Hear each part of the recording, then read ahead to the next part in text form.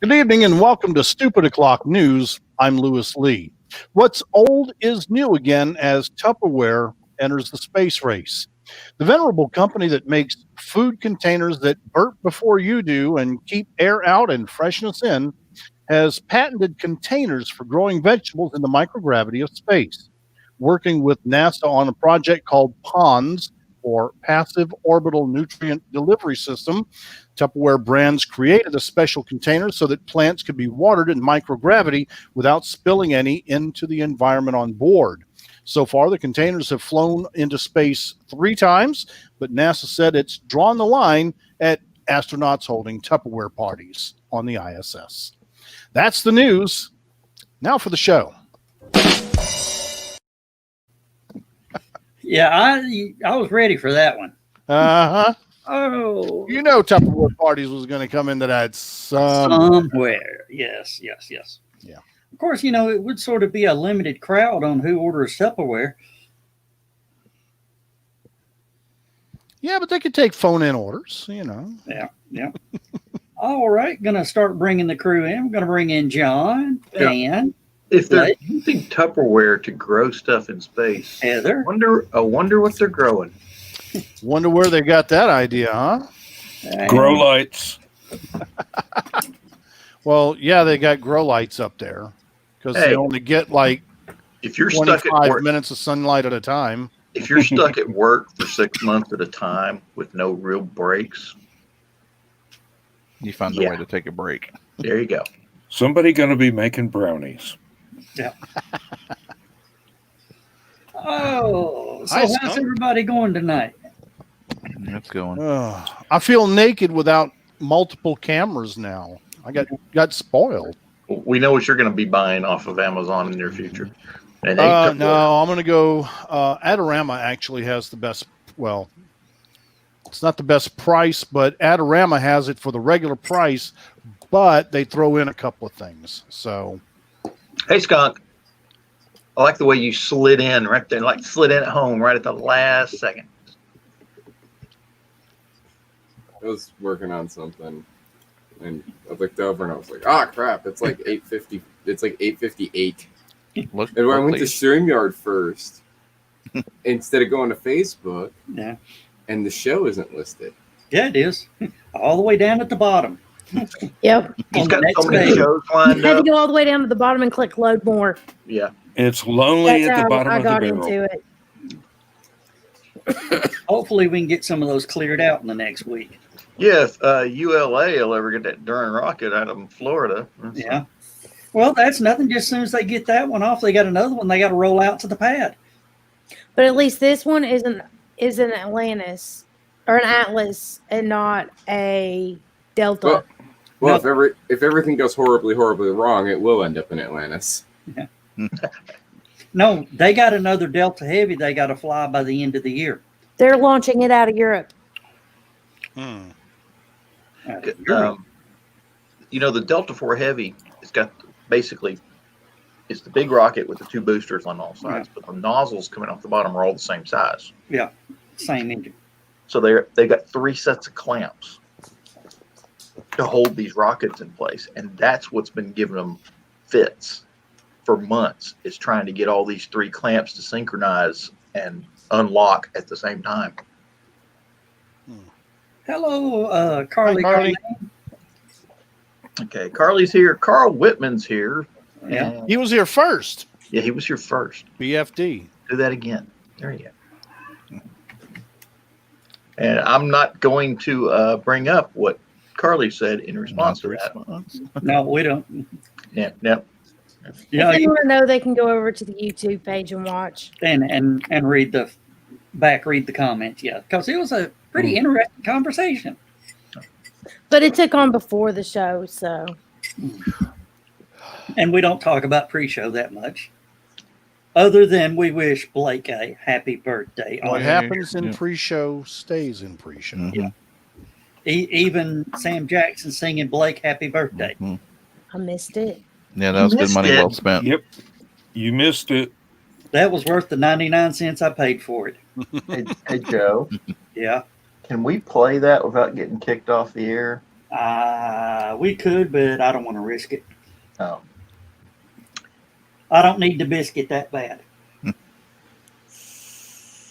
But we got a good crowd in here. I see 7 people are watching, 3 on my Facebook page, and 4, And I'm not. and 4 in off of YouTube. Yeah, that's a little feature we got that's playable. Oh, what? What? You're right. What? It does tell you where they're coming from. Mhm. Yeah. Yep. It used to be hover. If you hovered over, it would tell you. That's what it's doing now. It quit for a long time. All right.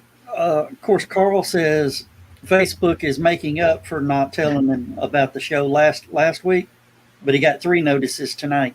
Good. Well, So- hopefully they weren't for sometime back in the middle of the summer. Probably were. Hey, Facebook shows me stuff when it wants to. It Yep. don't show me what just happened. It shows me what it wants to. Yeah. One of my Facebook friends is Jeff Dunham, the ventriloquist. Yeah. And he posted something today that was kind of interesting. There's this show, The Masked Singer. I don't watch it, but Yeah. apparently I've heard of they've got this one costumed person on there called Baby Alien,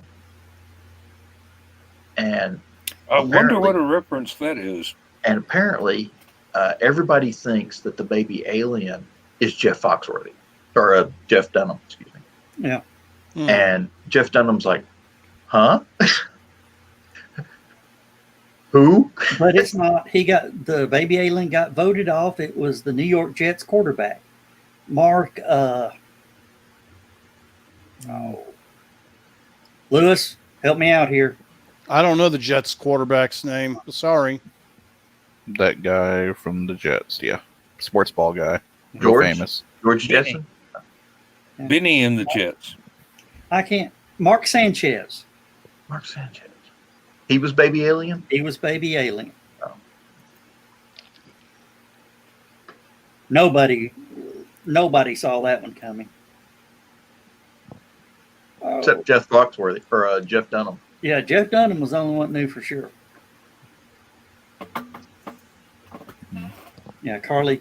Well, he knew for sure it wasn't him. He knew for sure it wasn't him. Yeah. And I'd like to throw out a big shout out to Jeff Hayes. Welcome. Jeff Hayes runs a company called Plasma Fire Graphics. And he creates book covers for authors and all that. Does some absolutely gorgeous work. We'll have Jeff on the show next Thursday night. And actually, I'll do this right now. Since Jeff's watching, he can actually see his beautiful commercial. This is one of the actual commercials he made for his company, but he also does commercials for books. So here we go. We're going to run about 30 seconds of Jeff Hayes' awesome commercial.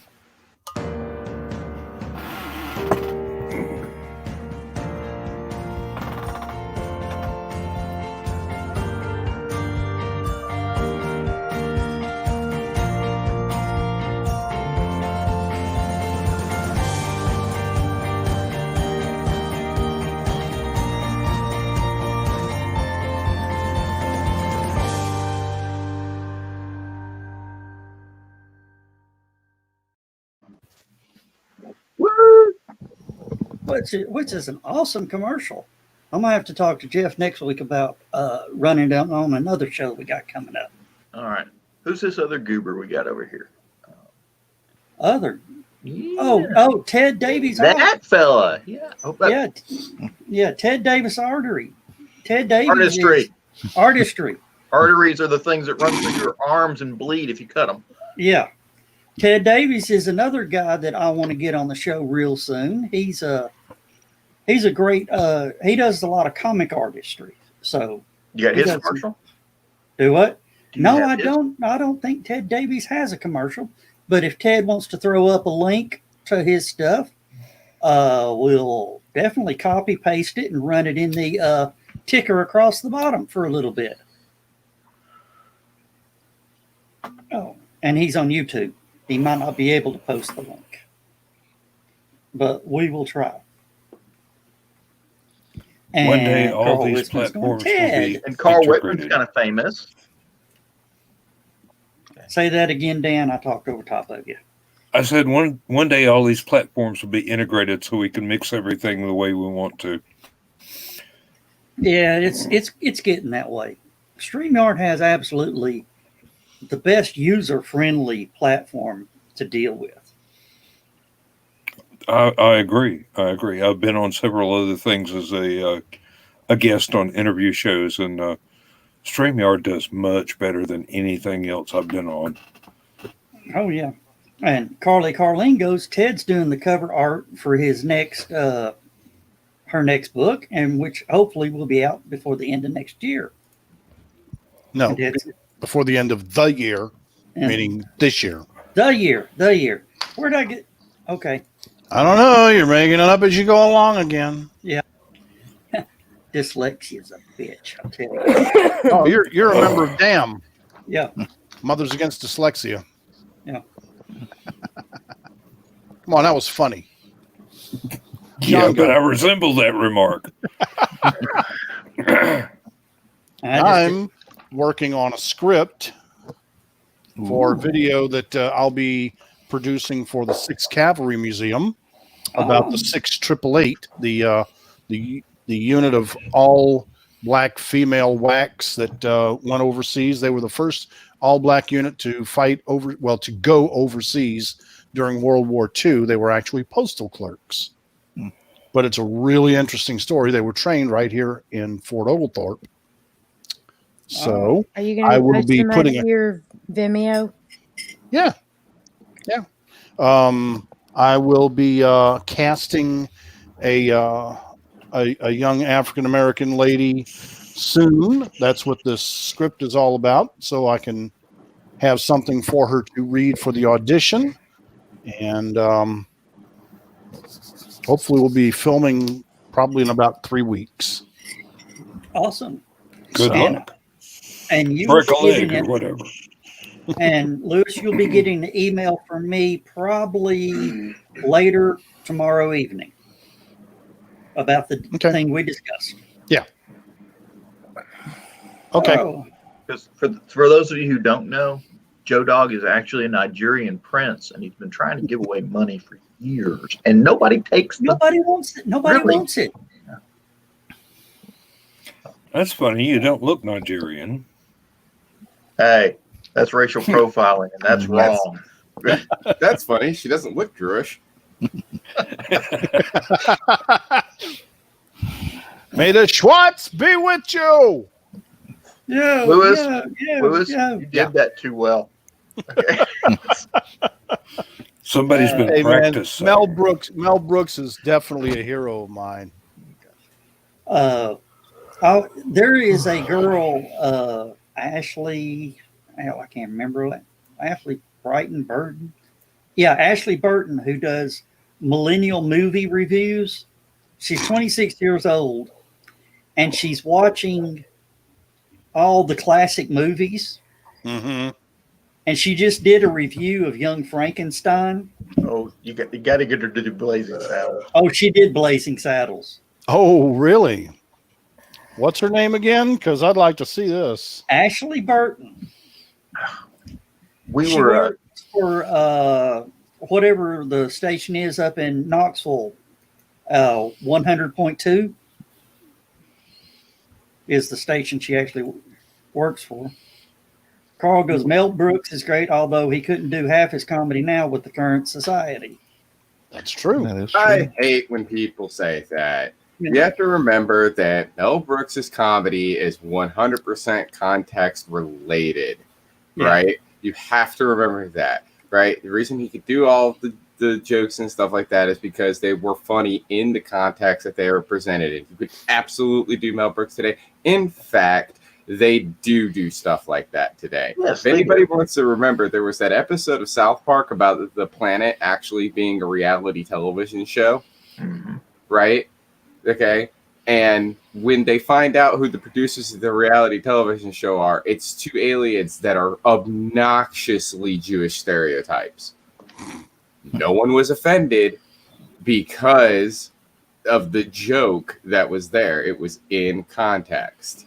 Look at the stuff. Being is that people think that Mel Brooks, you can't do that Mel Brooks style of comedy because it was quote unquote offensive, but it wasn't offensive. It was the jokes were funny in their context they were presented in. And actually, they were more fun of made more fun of the people making them, the stereotypes making them, than what was being said. And usually when people are talking about that, they're talking about Blazing Saddles, right? Mm-hmm. That's the one that they're always talking about. That like, oh, you couldn't do that today. Really, you couldn't do that today? You couldn't do a movie where you have a black hero who is being ostracized by society for being black, where they're being totally racist towards him and stuff like that. Well, I don't know. There was Django Unchained. Yeah, that movie was awesome. And you just brought up do that kind of comedy. Was, the Wayans maybe brothers. They're talking about that it's hard to get a movie like that greenlit. Yeah. Look at all the stuff the Wayans brothers money do, for. No, for what I understand from everybody who's ever brought up that point, it's always been like, oh no, you can't do stuff like that because people are too sensitive. Well, no. They just, again, the joke has to be funny in context. You just can't do racial jokes. There has to be that context around it. And a lot of the ones that people will, say, oh, you couldn't do that in there. They're making fun of the racists. That was the whole point. You're not doing a racial joke just making fun of black people. They were doing jokes that were making fun of racists. Of the racists. Hey, Skunk. I'm gonna get you, sucker. Absolutely wonderful film. Absolutely wonderful film. And that movie, that's a perfectly good example of a great film. Tons of racial humor. It's a throwback to if you've ever seen a blaxploitation film. It was hilarious, especially because of some of the actors and actresses they had in it. Yeah, they were all. Yeah, there were a lot of them were former classic. Yeah, classic blaxploitation actors, which is great because they're kind of doing pastiches of their own work, which was hilarious. We did a blaxploitation night on Scrub House Video Club, and the two movies we ended up watching, that was one of them, and then the other one was Harlem Nights. Talk about an all-star cast. And there was a shooting a toe joke in both of those films. I thought that was weird. I hadn't thought about that. Shooting a toe. Okay. In both movies, somebody gets shot in the toe, and the joke is in both films. The joke is presented differently, which is great because it's two different styles of humor. Harlem Nights I'd never seen before until that night. It was actually recommended because I remember when we were doing the night, I was talking to Ruthless Lala. She's a professional wrestler, wrestles down at TWE sometimes, which not a religious person, but if y'all are, she's in the hospital. Thoughts and prayers would be awesome. I don't know how she's doing because I haven't talked to her since the last time that she posted about it, but I hope she's doing okay. But Anyway, I was talking to her about it. She's like, "Oh, so you're gonna have Harlem Nights on the list?" And I was like, "No, I don't. Is that a comedy? I didn't know Harlem Nights was a comedy. I thought it was like a serious film." Oh, She's like, "It is one of the funniest oh, it was. comedy movies you'll ever see. You've got to check this film out." Oh, what is? Oh, Oh god, and I didn't expect it to be as good as it was. what's Holy her crap, name? that's an amazing movie. The black lady that was on. She was on Touched by an Angel. I can. Della Reese. Della Della Reese. Reese. The funniest scene in that whole damn movie is Della Reese kicking Eddie Murphy's ass, and I mean not just a little bit kicking his ass. I mean, Throwing the beat down. oh. He walked up. She punched him in the nose. He turned around. And he gut punched her. Goes, "Oh, it's on now!" And then just the look on Eddie Murphy's face, like, "Oh shit!" The best part about that scene too is all the guys that are sitting around they're watching, right? And until the moment happens, the big moment of that scene happens, and then they're all like, "Oh no, man!" and you want to talk about fight choreography? That scene where he goes in to punch her in the face and she blocks it and gives him 3 body punches. And the best joke of that whole scene too is just him just constantly being all like, "Don't get back up, Don't get back up." Except for what happens at the end of the scene, because the punchline to that scene is wonderful. Yeah, and that whole entire movie's really good. If you've never seen it, it's really good. Yeah. Don't go. What I can say though is that do not go in there expecting Eddie Murphy humor, because it is not. Don't go in there a little Eddie Murphy humor. A little Eddie Murphy humor and a little Red Fox humor and a little oh hell, I could Richard Pryor. Richard Pryor, thank you. Expect a little bit of their humor, but Arsenio Hall does a hilarious role. Oh god, crying man. He was, and it's yeah. I'm gonna kill him. I'm gonna kill him. There's also Charlie Murphy's in that movie, and Charlie Murphy. I know, like most people know Charlie Murphy from Chappelle's Show. Right, and in that movie, he really, because he's done like cameos in Eddie's other movies, and Eddie's had small roles in other films, but in that movie, it's sort of like on Dragon Ball Z abridged, like the character Tien, like his whole joke was he's the only one taking any of this seriously. I'm the only serious character. That is the joke. And so, like, it's what he does in this movie. He is the only serious character. Everybody else is cracking jokes. He's the straight man through the whole thing, and it's funnier. He's the funniest character, literally, because he's the only one not making jokes. He's just straight faced the entire time. It is hilarious. That's a really good film. Everyone's being quiet. Talk about something. Well, did anybody see the first episode of 3rd season of Discovery today? No, Negative. I haven't. Not yet. It doesn't come on for another 20 No, minutes. I watched it at 10 o'clock this morning. Oh, really? Yep. They're not making you wait till 8 o'clock, apparently. I haven't seen the first episode of the first season. Hmm? I haven't seen the second half of the first episode of the first season. I'm not loading my bills down with 16 different streaming services so that I can see what's coming out now on all this stuff. stuff. To the point now where you got to pay to watch one TV show Mm-hmm. for every damn Yeah. service. Pretty much. And I'm not doing that, but let's see. There was one. Facebook just announced that it had come out on DVD. I think it might have been Discovery. Picard's out on Blu-ray now. It is. That might have been it as well.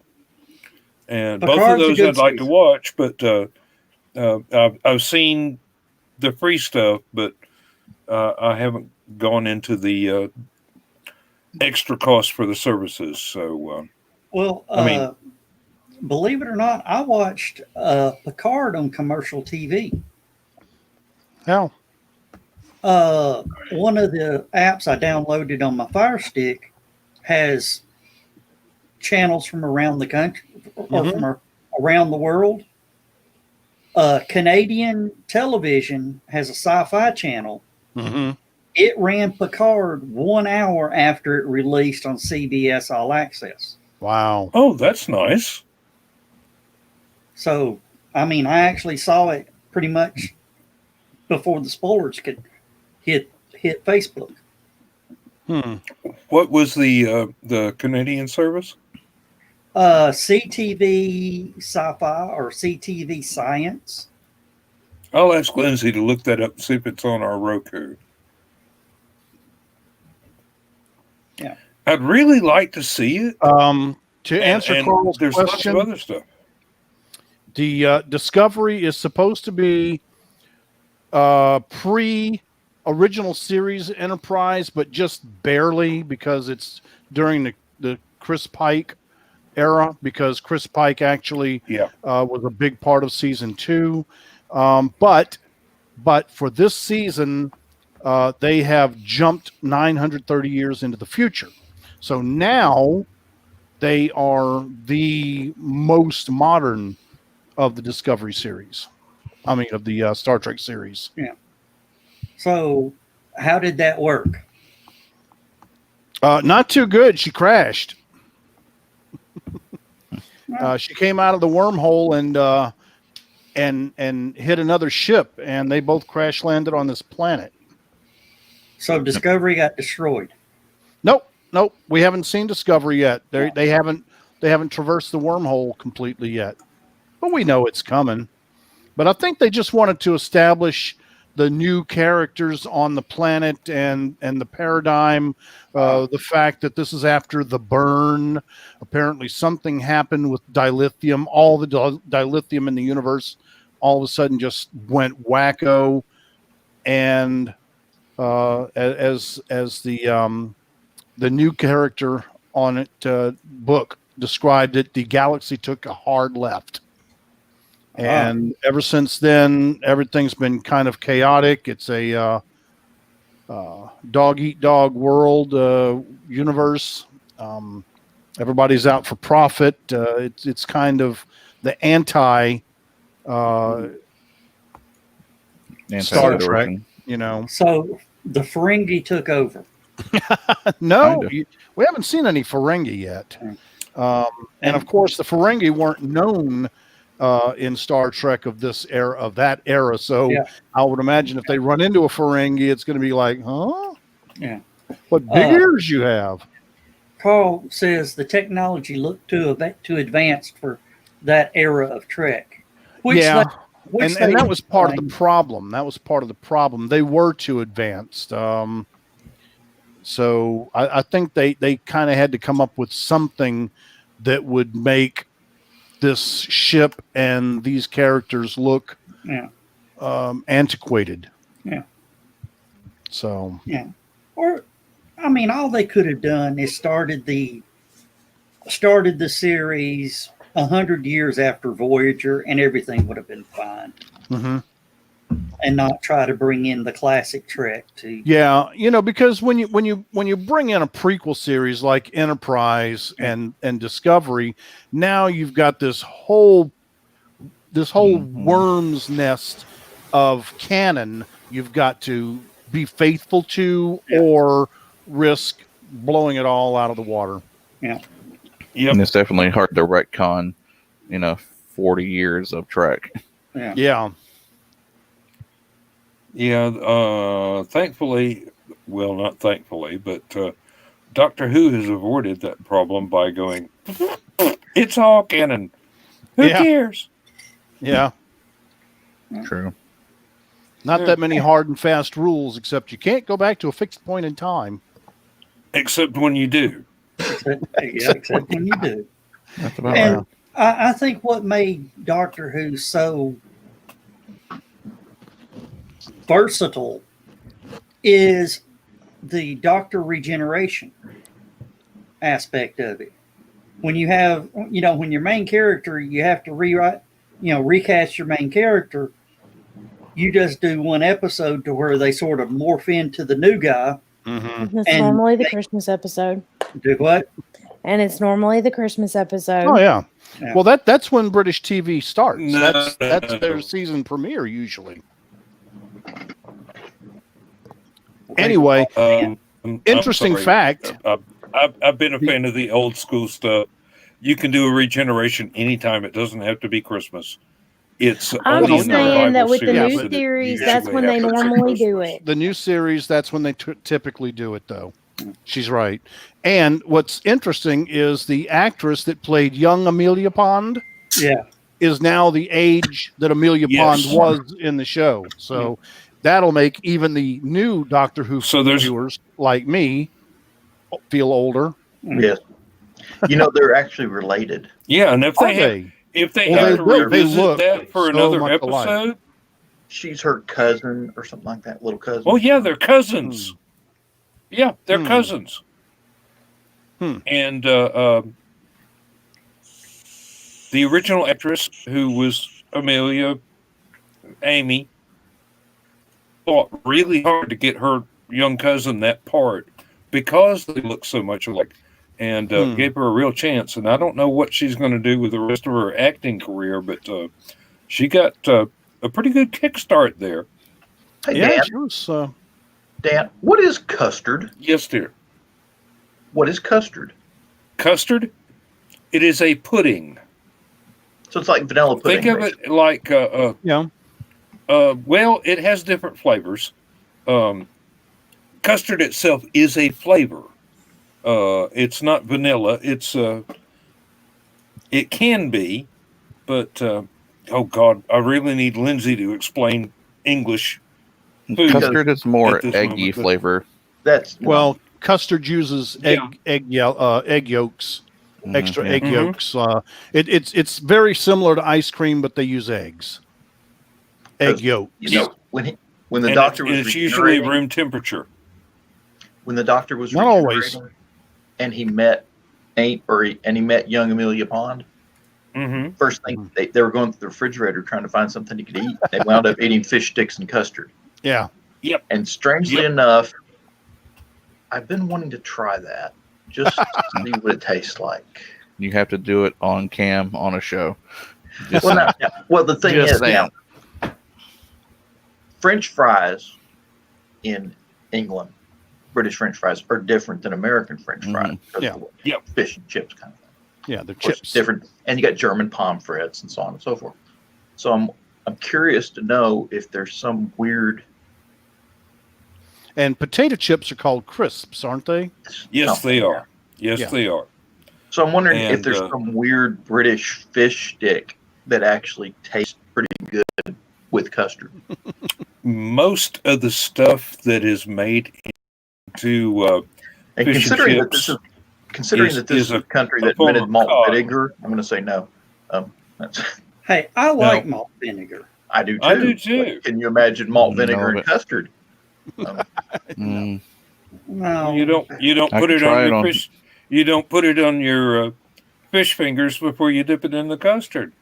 You would have to find some flavor of custard that is not excessively sweet I can make and custard. doesn't have a overriding flavor of its own, like butterscotch or whatever. Custard just is a- just just a whipped plain- egg yolk, basically. Something like that. Pretty much, yeah. I just And had cream. it pulled up. Cream, sugar, egg yolk, and something else. Flavoring. Vanilla? Probably just flavoring. Vanilla? Vanilla. Yeah, if you I like like chocolate vanilla custard. flavored Cream. fish, Sugar.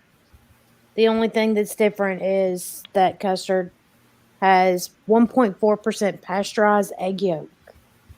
Yep. Which is what gives it its smooth and creamy texture. Pasteurized egg yolk. Yep. Yep. And the difference between custard and pudding is that pudding uses a thickening agent, a powdered thickening agent, where custard uses egg yolk. Egg. Yeah. I think And Justin uses what? There is Or- there's a new place up in Cleveland just opened up within the last year called Freddy's Frozen Custard. Yeah. Oh my Freddy's. God, that stuff is so Oh my God. Let me explain. good. Let me explain about Freddy's. Okay, here's the thing, right? You spent Dakota- 5 nights there, didn't you? Shut up. Over the course Dakota, of 4 or 5 seasons. Dakota was the first one to tell me about this. We were up there in Johnson City when I was visiting them. Yeah, that's where I first had Freddy's. Right Yes, there dude. on State of Franklin Road. Yeah, it's over there by the Food City. Yeah, my mother-in-law used to live up there. So I go to visit Dakota, and Dakota's and I'm like, let's go get something to eat. Dakota's like, we got to go to this new place, and I'm like, what do you mean? They were like, oh, dude, we got to go Freddy's. Like, it's so good. So we get over there, and I'm looking at this place. I've never seen this place before. This is weird, right?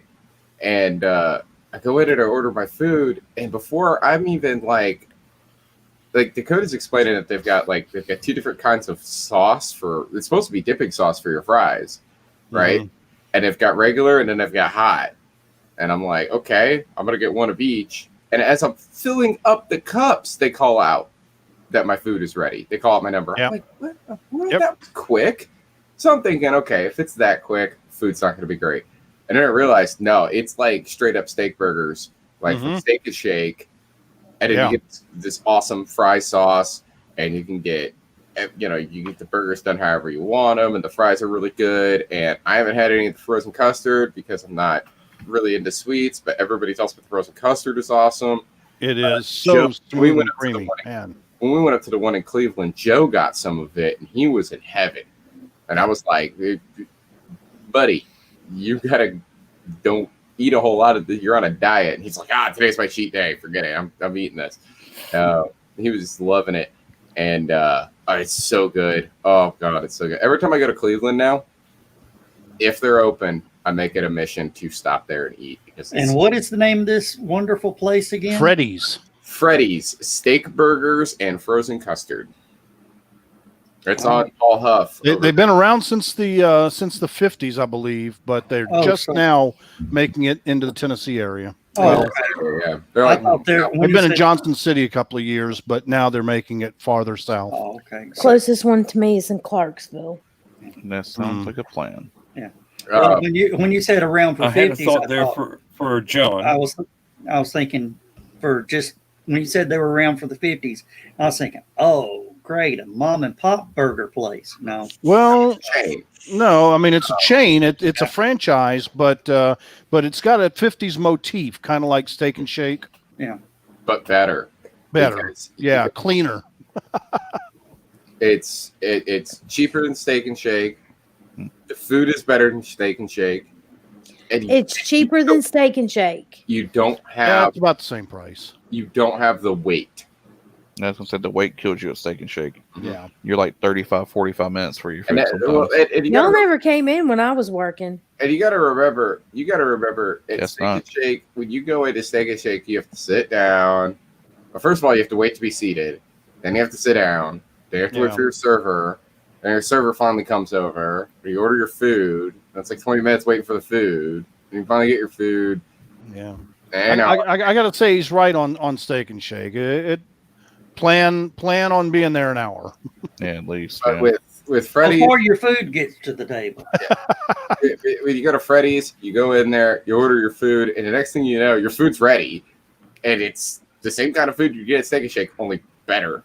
And it, like I said, and remember, if you're sitting there, you have somebody serving you, you have to tip them. Yeah, now you got to tip them. You don't have to do that at Freddy's.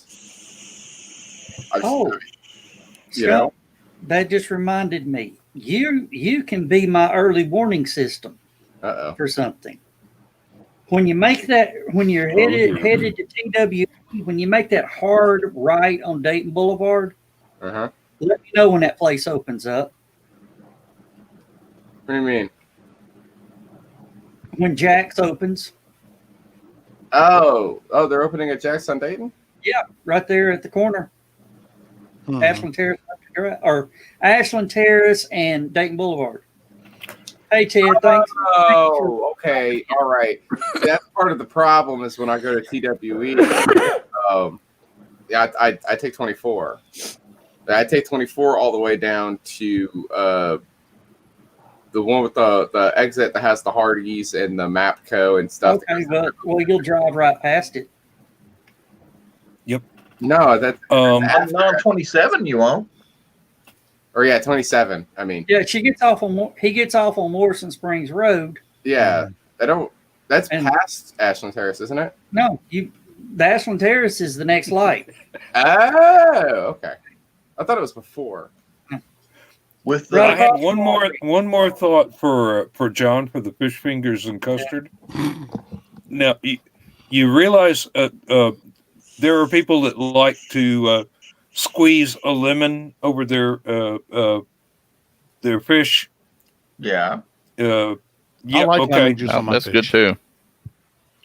The custard probably would benefit from having a very, very strong lemon flavor to complement the fish sticks. Now, I don't have the slightest idea whether that's true or not, but could see it that. seems logical to me. See, I like lemon on my fish, but not in my tea.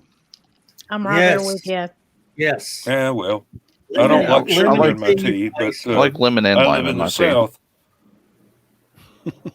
Now, when I went to Europe for the first time when I was in the Navy and I ordered a Coke, I was very, very surprised that it tasted very orangey because they serve it with a wedge of orange.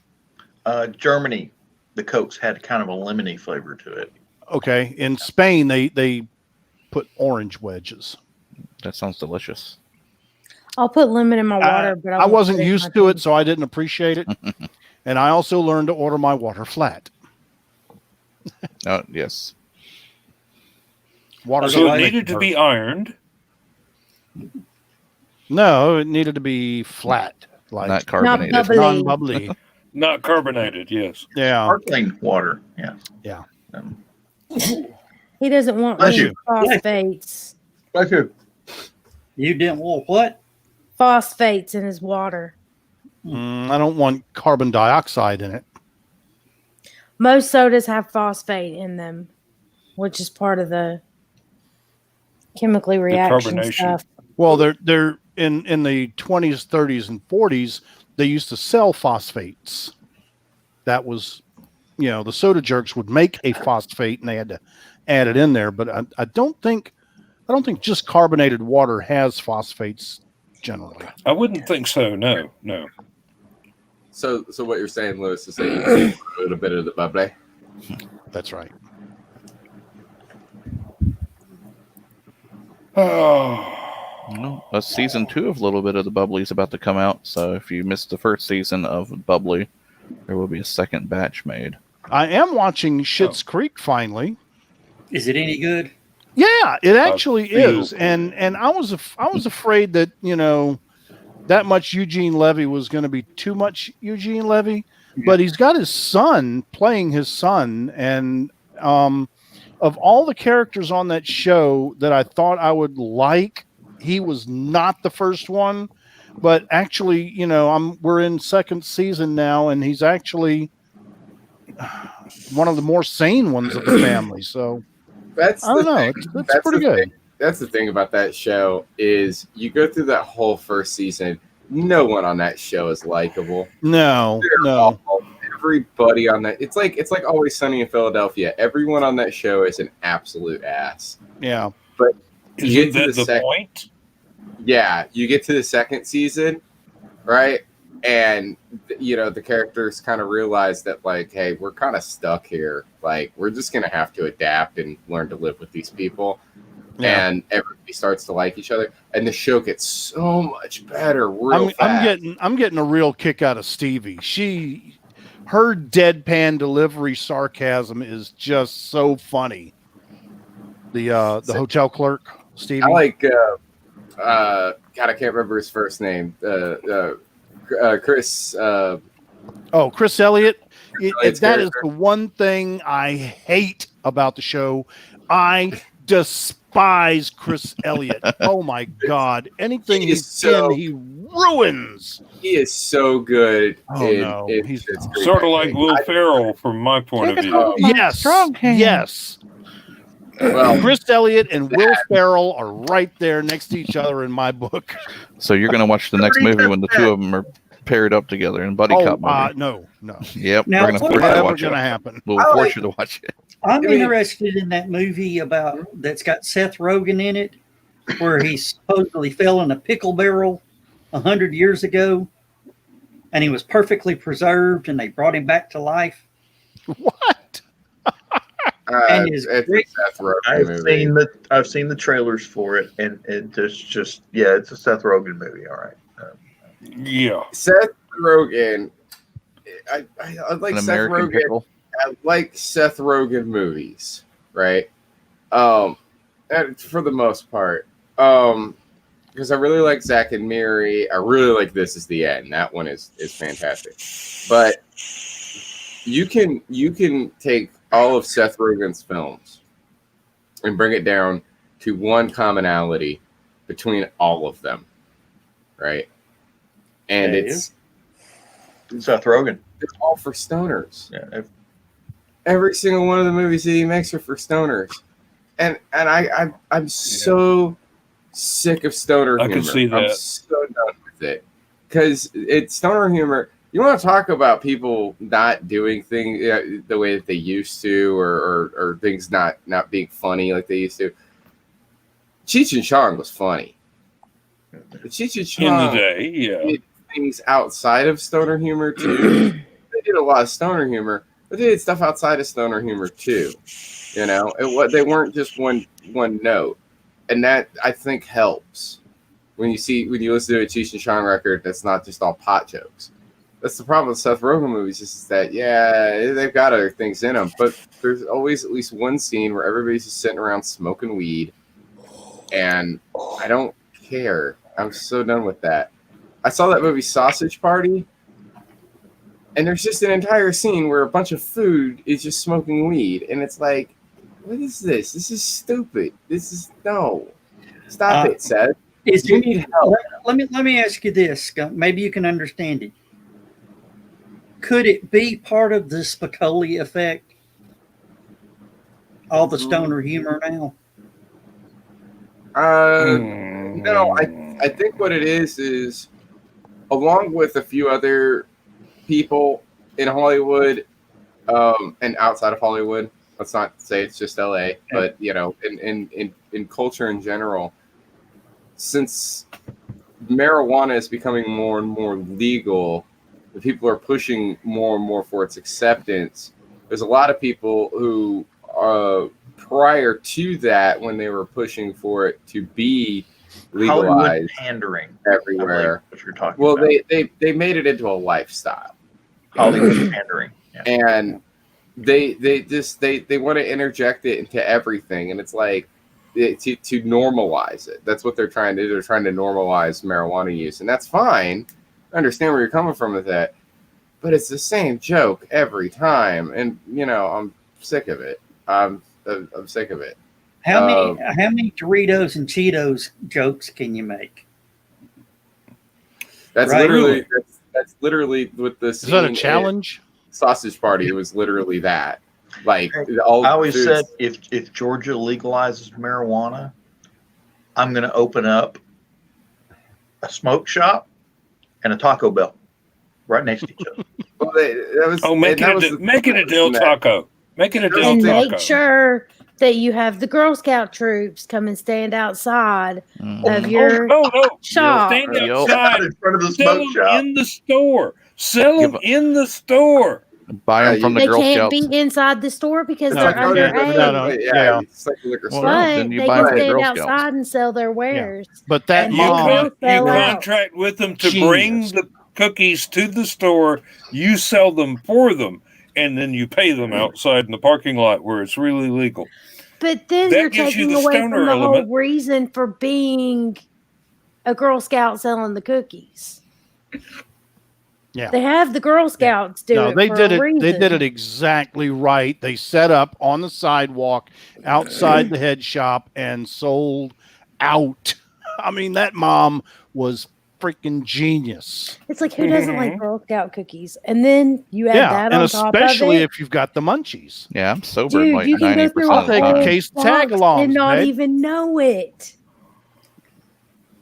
You know what the Girl Scouts need to do?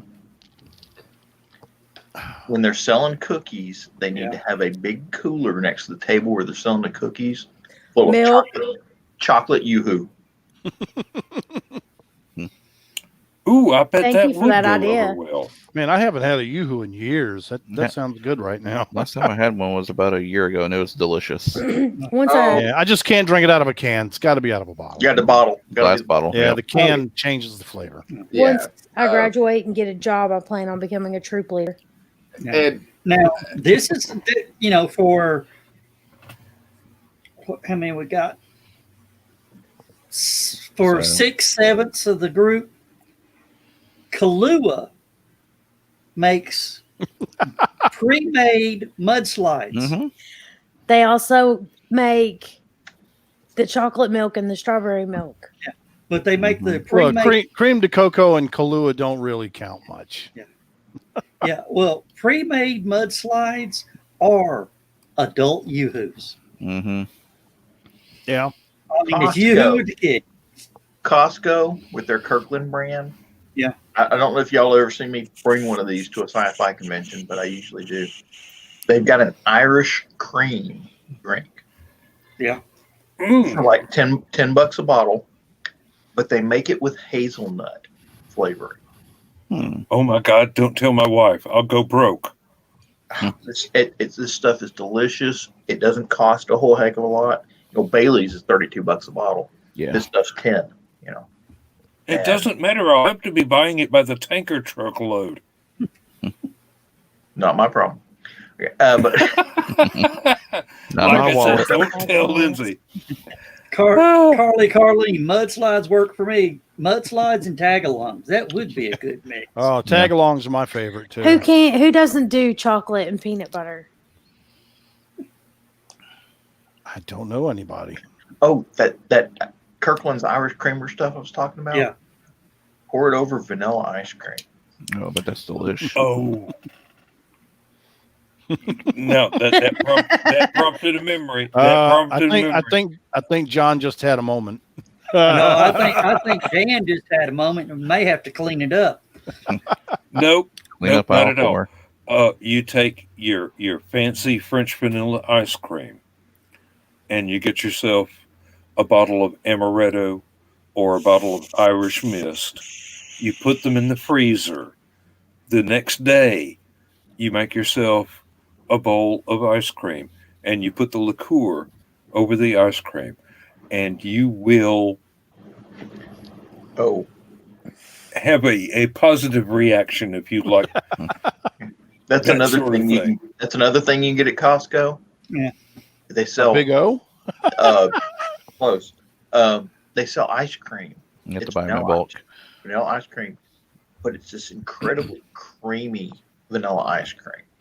I've And never they sell- tried their ice cream. They sell 2 of them in a case, so it's like 2 jugs of ice cream in a case. If you buy their ice cream, you will thank me for telling me Okay. that. It's Well, that good. I think we got a Kirkland's run coming up next weekend. So Really, And don't forget yeah. the Kahlua and the Irish mist and the what was it? The The Irish creamer they make is pretty well, good. we're a non-alcohol household. So, but oh I'll take your word for it. It sounds good. you can get the flavor without the alcohol in limited markets. So Doesn't Bailey's do a non-alcoholic one? Mhm. yes, they do. Yes, they do. And it tastes exactly the same, Y'all keep except you don't talking have to about- walk on your knees to go to the restroom. We're going into eggnog season. Ooh, Oh, it's Yeah. already out. Oh, speaking of which, I was just looking up custard on Wikipedia, and they have eggnog flavored custard. Of course they Oh. do. Oh yeah, and Eggnog that, is practically custard, except Exactly. That sounds really good. Yeah, just Basically, thinner. eggnog is a thin custard. Yeah, Yeah. I'm a boiled custard guy for the winter. So I wonder if you sprinkled Mayfield nutmeg needs to on put out custard. their eggnog ice cream again. That was good too. That was all kinds of yummy. I like the snow cream ice cream. That was surprisingly good. I'm going to go buy a bottle of rum. Or, just get the Jack Daniels eggnog from. That's not the same. You don't like that? It's okay. It's just I would rather actually get Mayfield's and mix it with a little rum. So If you ever get a chance, try Purity. Their eggnog is actually superior to Mayfield's. They, they don't have that down here. I like All you gotta do Purity's is come milk. into Middle Tennessee. Yeah, I know. that's all I got to do. I'm usually up there Just drive once every hours, couple of that's fine. months anyway. But If I gotta spend $20 in gasoline, get a jug of eggnog, it better be some damn good eggnog. It's really good. Have you ever had it, Blake? Mhm. Have you Yeah. ever had Mayfield's? Once or twice. Purity, I that's couldn't the make the only comparison. thing Purity has that I think is superior to Mayfield. Because I do boiled custard during the holidays. I don't touch eggnog Heather. at all. when was the last time you had Mayfield? Last year. Oh, okay. Well, okay. About 2 years ago, they got bought out by Dean Foods, and I'm sorry, but the quality was hurt. They still make Bad. better ice cream. They make good ice cream, but not better I than prefer Bluebell. their. I Bluebell, yeah, prefer. definitely. I don't Bluebell. get Bluebell because it doesn't have the plastic on it. Well, all you got to do, just pull the top. If the top is stuck, that means that it's sealed. No. Like they don't put plastic over the ice cream, so Yeah. that it doesn't. The plastic Frost. shield so that people can't pull it off and lick it That's and what put I'm it back. saying. If they've done that, then the top will come off easily. Okay. If you pull on the top and it's stuck to the ice cream, it hasn't been tampered with. People wonder why I Bluebell go came out shopping. and said that. They said, we understand, wonder- but here's the people- way to check. People wonder why I go shopping with an ice pick.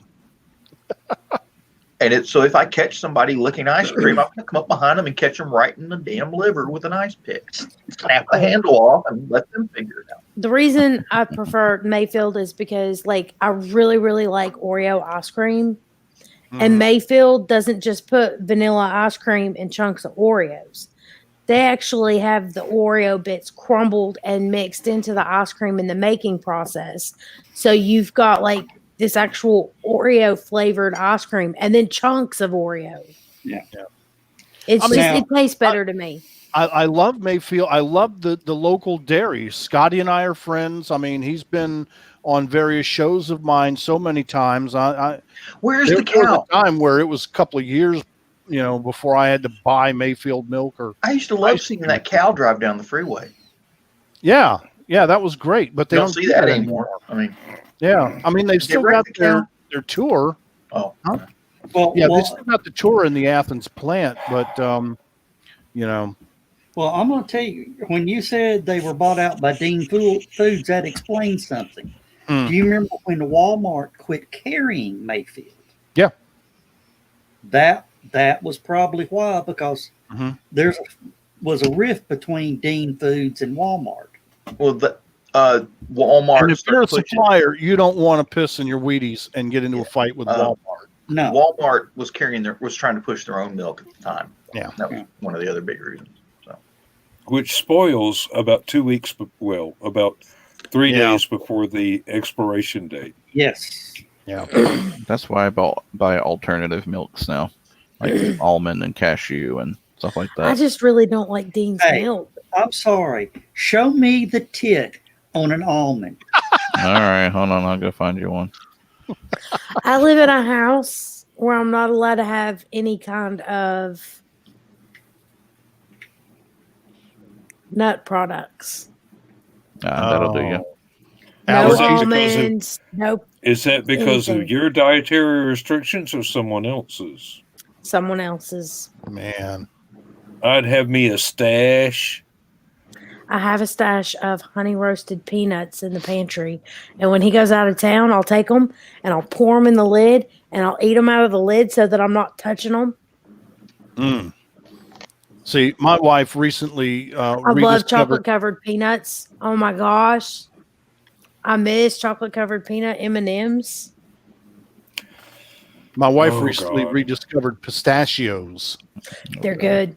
Well, Jed Mescon was coming over, and we were going to edit a video, and he was trying to be nice, so he brought me this little packet of pistachios, and I'm like, I'm more of an almond peanut kind of guy, so I thanked him and I set them down, and my wife came down the next day, and we were talking about something, and she says, pistachios? I haven't had those in years.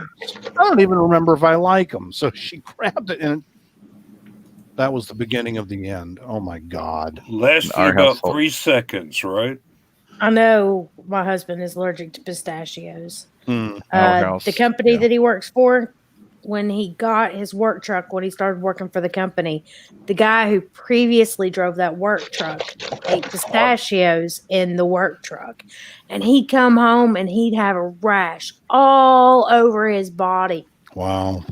And then one day he dropped his phone and it went, you know how sometimes you can drop your phone and it'll fall into that side pocket in your door? Yeah. He did his and he dropped it and he went to pick it up and he came up with a handful of pistachio shells.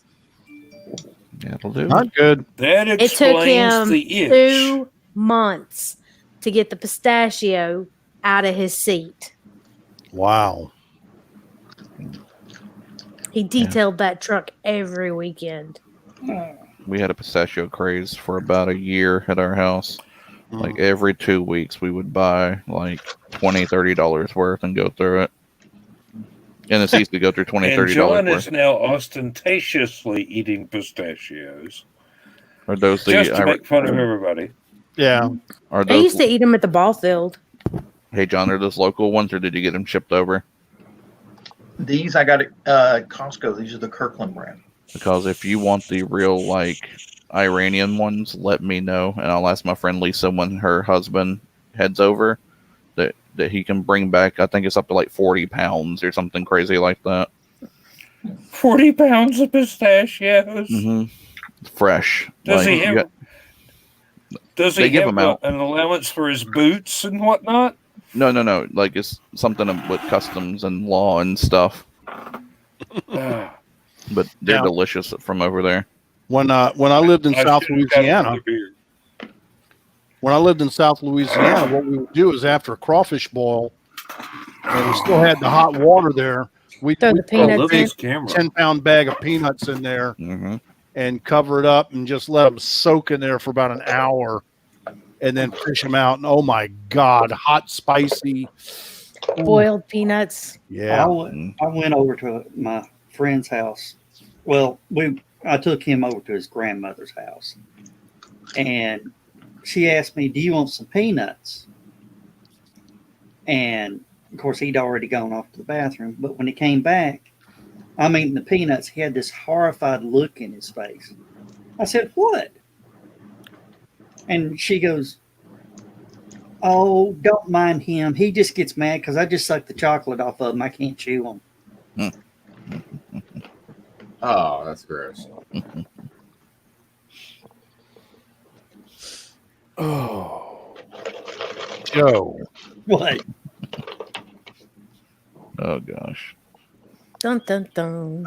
And nobody, I can't unhear that now. and nobody reads the private chat. Hey, Joe. Yeah. Well, there wasn't anything on there until just You now. need to get some new old jokes. Yeah. Let me dust off this joke book from 1992.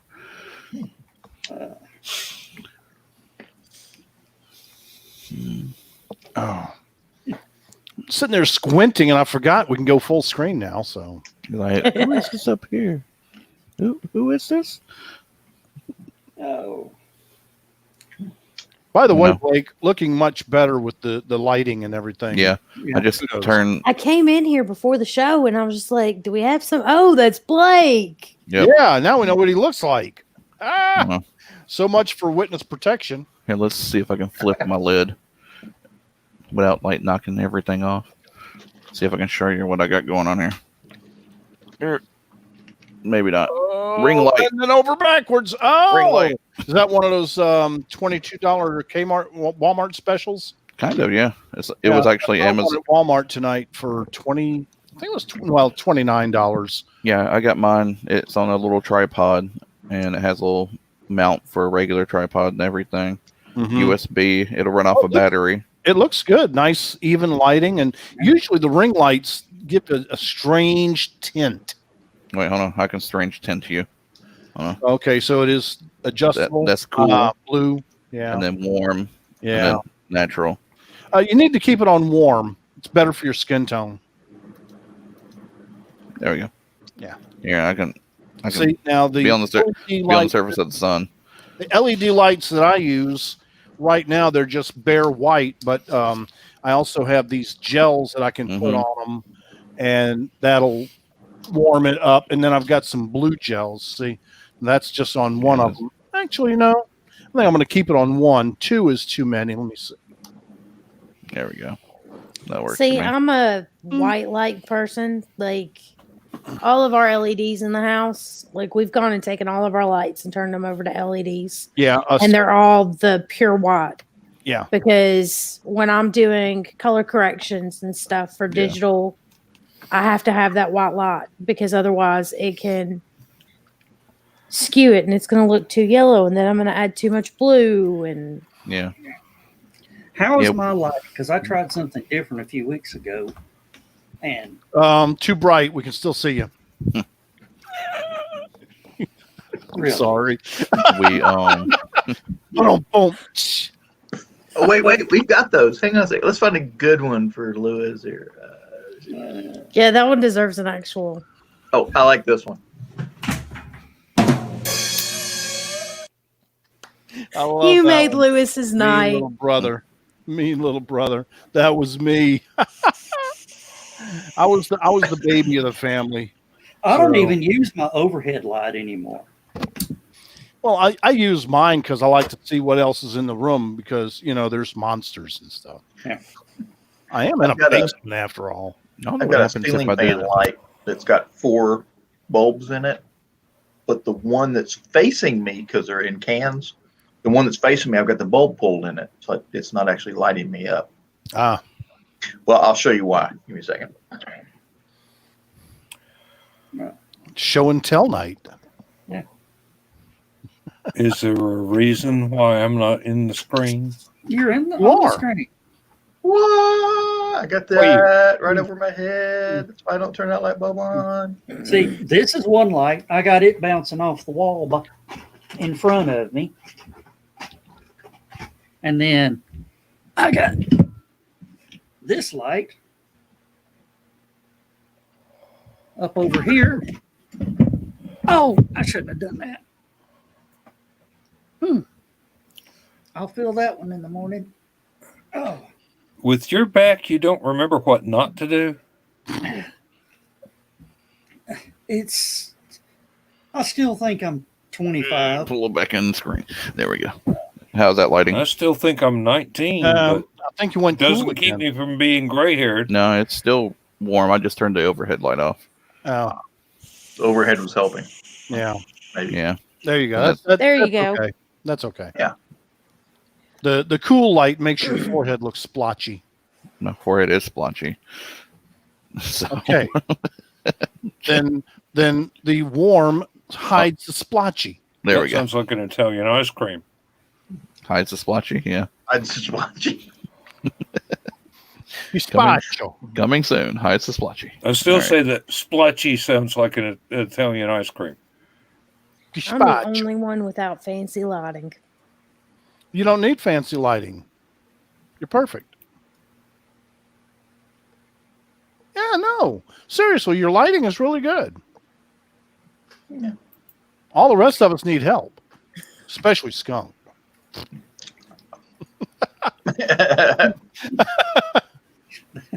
But, he's got to have. It's too bright. He's shades got to on. wear shades. Yeah. His future's so bright, he's got to wear shades. And he wears his sunglasses at night so he can see the visions in his head. Yeah, Corey. No, it's just my future's so bright I gotta wear shades. He woke up in the I morning think and he's the light. watching a different show than us. He woke up in the morning and the light had hurt his head. First thing he did when he rolled out of bed, hit the streets running, tried to beat the masses. Went and bought himself some cheap sunglasses. Have we done all the sunglasses related songs? That's all the ones I can think of. I think we covered them all.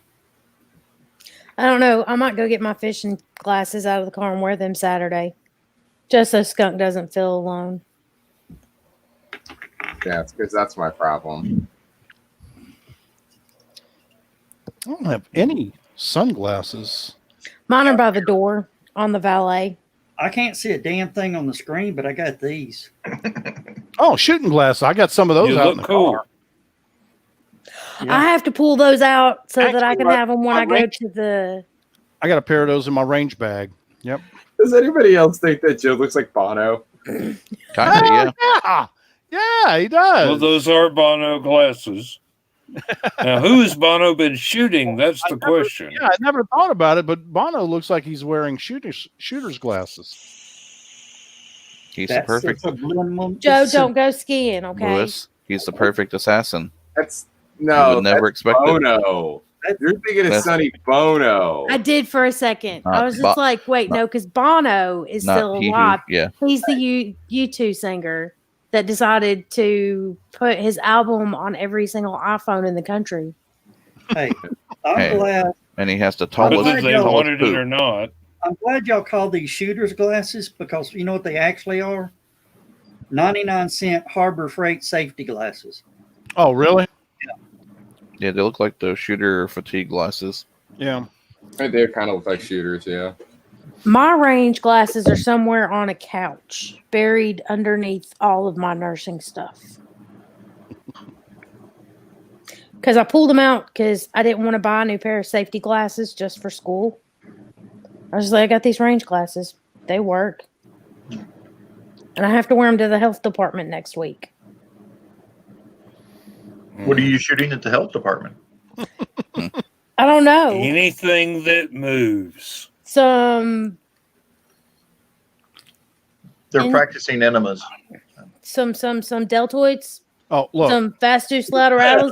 Let's My- not talk about My, enemas. my wife had her colonoscopy day before yesterday. No, How'd that go? yesterday. Yesterday. Yeah, they did a thyroid biopsy today, and they hurt her.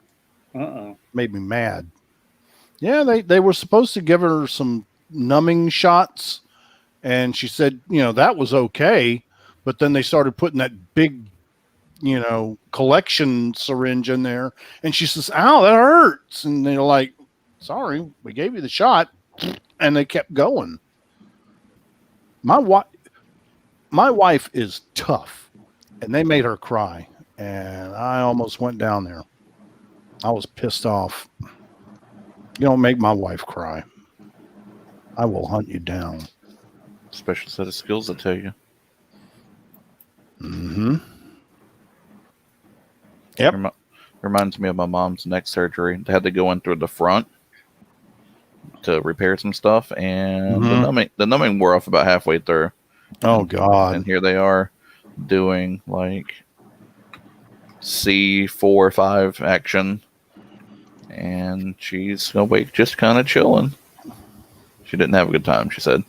See, now, day before yesterday, I set the bathroom up for her, especially for the colonoscopy prep.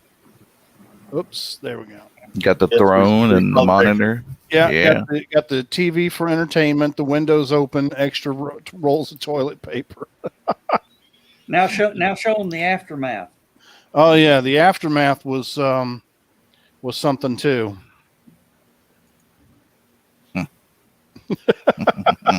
Nice.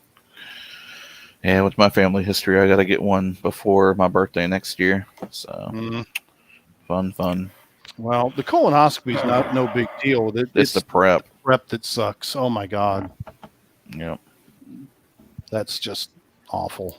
But Now, do you really have to drink the 4 gallons of Well, it's not 4 gallons. It's like 8. She had to drink Depends on who your guy two is. 16-ounce mixes, and then 16 ounce of mix, then 2 16-ounce glasses of water, and then the morning of, which I had never heard of. Both of mine were done the night before. Then the morning of, they made her drink another 16-ounce of medicine and 2 16 ounces of water. We almost didn't make it to the doctor's office. I mean, it was a 15-minute ride, and she's like, hurry. And this is morning rush hour traffic. I'm like, baby, I'm trying. That's a day's worth of fluid volume. Mm-hmm. Yeah. But there's a golden pantry right over there. I bet they've got a bathroom open. Believe me, you don't want to stop at any of the convenience stores between our house and the hospital. No. That's a rough neighborhood. Yeah. We're talking Rossville Boulevard and 3rd Street and Central Avenue. Mm-mm. You'll be fine. You have an armed security guard there. Are you kidding? The armed security guard has backup. Has armed security guards. Yeah. Like Jason Momoa's security guards. Then that guy has to pay off the local gangs not to rob the place. Yeah. True. Yeah, Chattanooga is more dangerous than ever.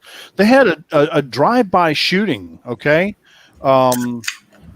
this past Sunday, and the Chattanooga Police Department just reported that it was 3 victims, that they were targeted specifically.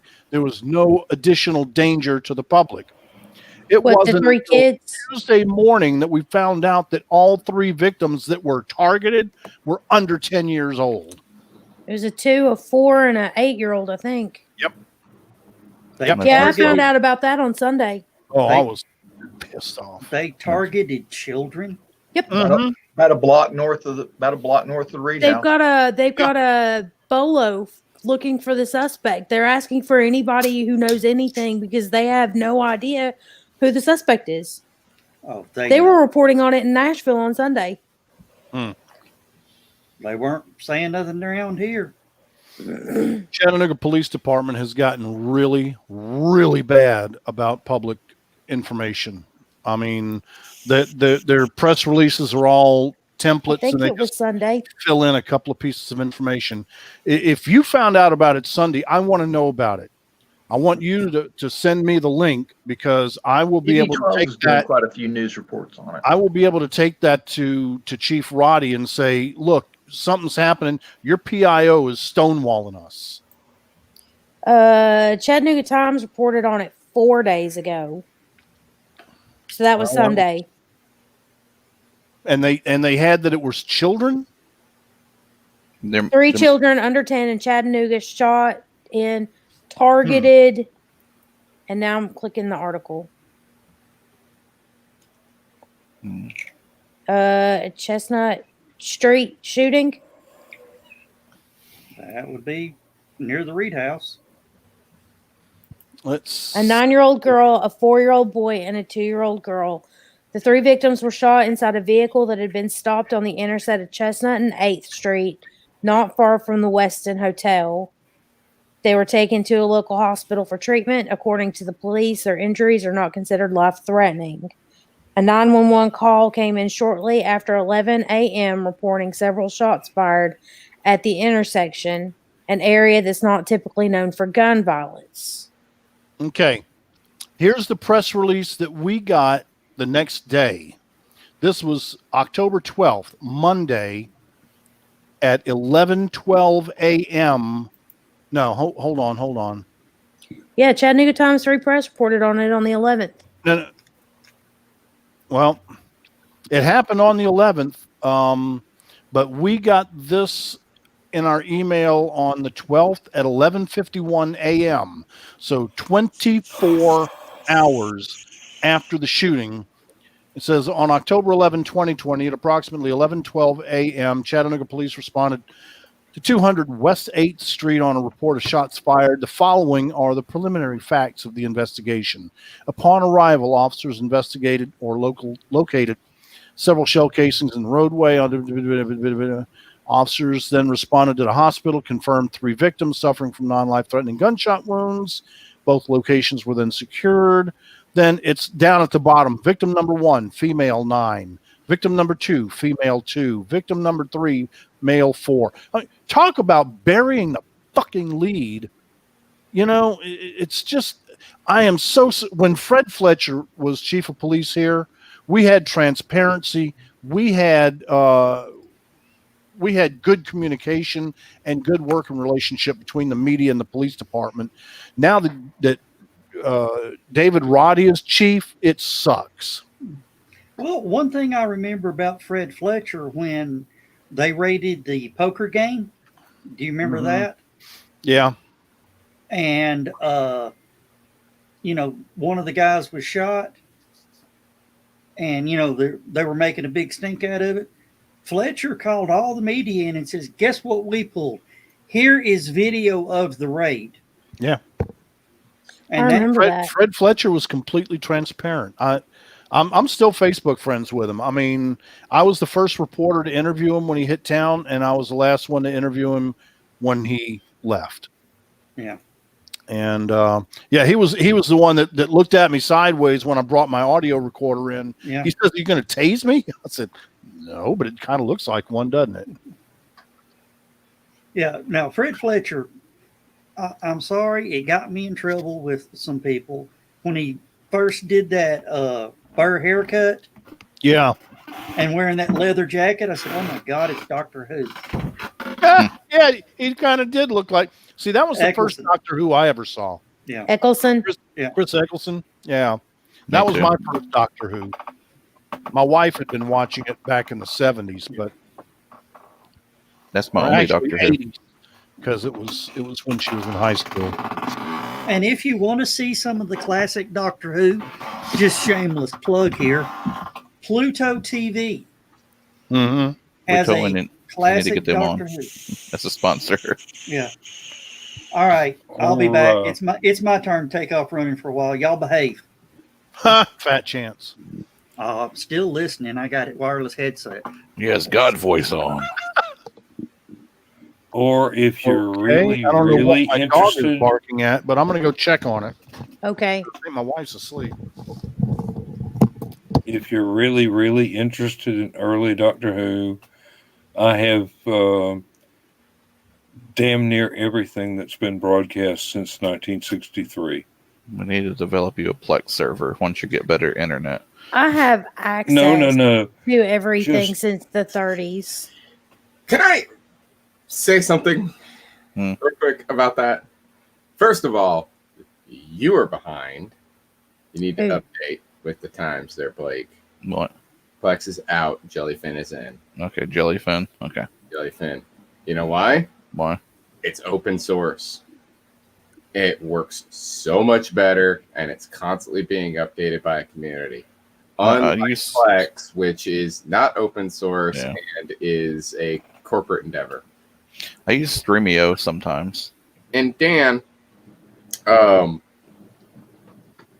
you were saying earlier about that, how like every streaming service nowadays, you gotta get all these different subscriptions, all these different streaming services to be able to watch things that you want to watch. When the streaming services first started back in the day, when it was just like Netflix, Amazon Prime, and Hulu, that was it. We didn't have anything else. It was those three, right? People were doing the cut the cable thing, right? Because it was cheaper. You know, Netflix, Hulu, and Amazon had everything you could possibly want to watch. And all these extra services started popping up. WWE Network was one of the first ones. And then you had Shudder and Disney Plus and HBO Go. And it started to get to that point. My buddy messaged me and said, this is the new era of piracy. There's no one who was wanting to cut the cable in the first place is going to sit there and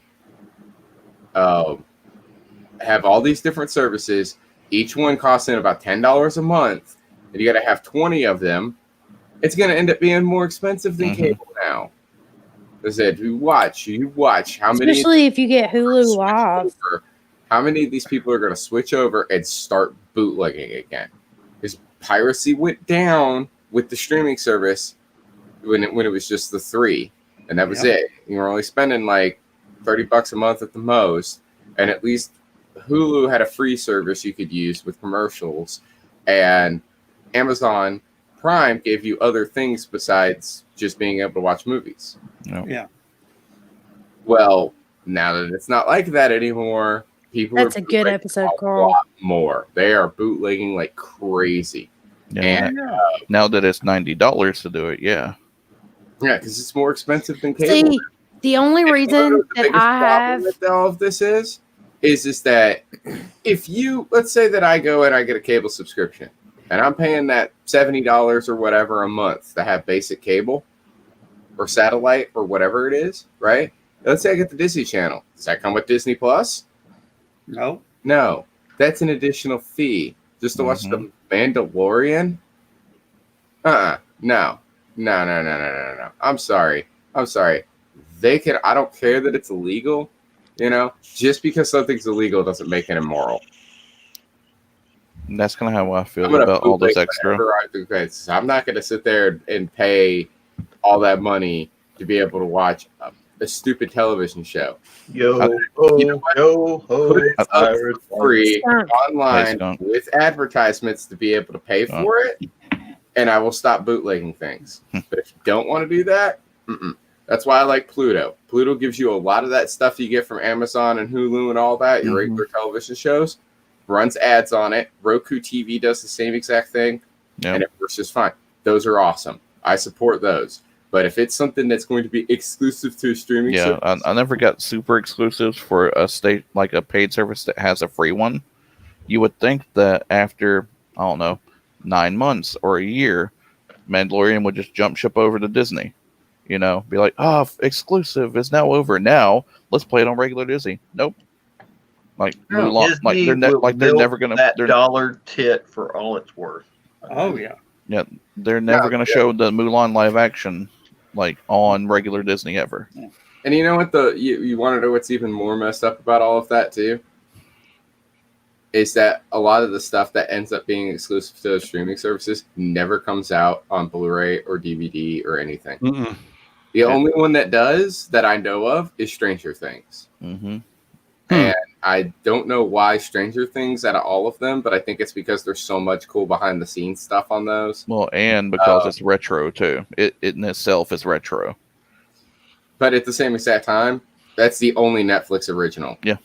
All the rest of them, you have to have a Netflix account in order to watch them legally. Yeah. And so now, like me and my buddy, we were talking about, it's like, now this is the new age of bootlegging. If you're going to be one of those websites if you're going to be one of those streaming services that has an exclusive show that you're not going to have a free version of, that you're going to try to charge these people, you're going to try to nickel and dime people, and it's something that they want to watch, no, it's getting bootlegged, whether you like it or not.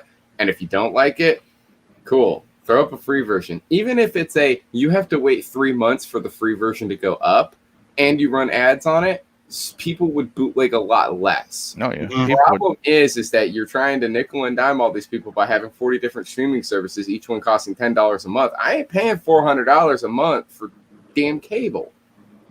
Yeah, and CBS All Access pisses me off because I'm paying $6 a month for it, but then I still have to sit through commercials.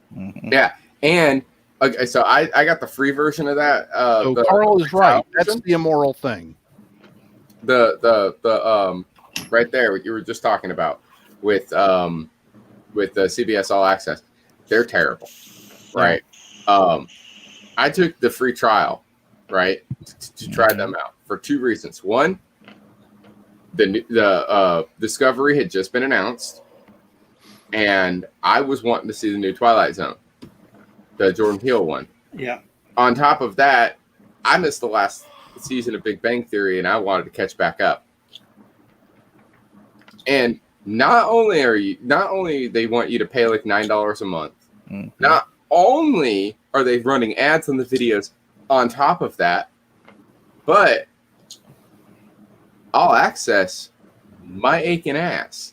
You do not get all access. If you go on there and use it, you don't get every season of Big Bang Theory. You don't get every season of 2.5 Men. You don't get every season of everything that CBS offers. You get exactly what they curate for you, which meant for me, with the Big Bang Theory, you get like the last 6 episodes of the show, and that's it. That's why I just wait till between 6 and 7 and watch it on Fox and just deal with commercials. But the point of that is that wait. You said all access. I should have 8 seasons of the Big Bang Theory. I should have, all whatever. And they own the rights to Star Trek. I should have original series. I should have Next Generation. I should have Deep Space. Well, they've got all that. They got all that stuff. Yeah, all that's on there. I had it for 90 days. If I've had it for 3 years. I'm so sorry. Awesome. When I went to try it the first time, it wasn't on there. It was not. The only thing they had was Next Generation when I was on there. No, they've got every Star Trek series, including the 1970s animated series.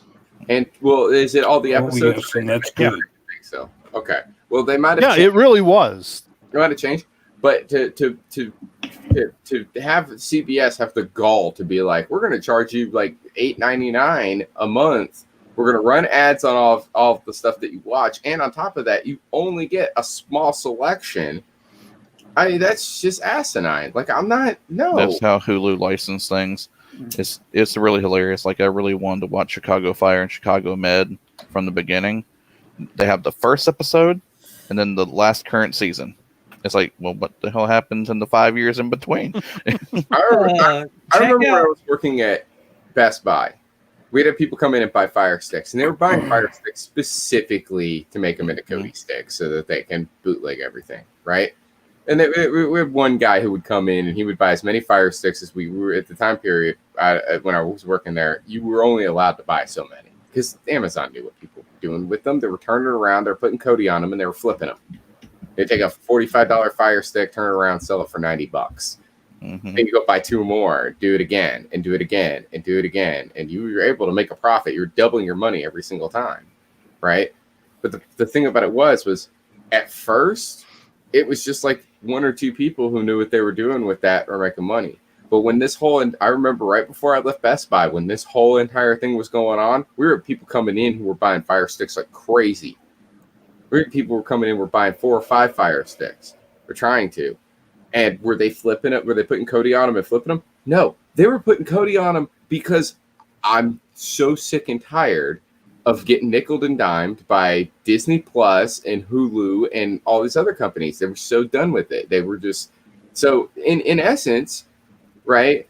They've already shot themselves in the foot, and it's ridiculous. They're going to get to the point where one of these streaming services it's going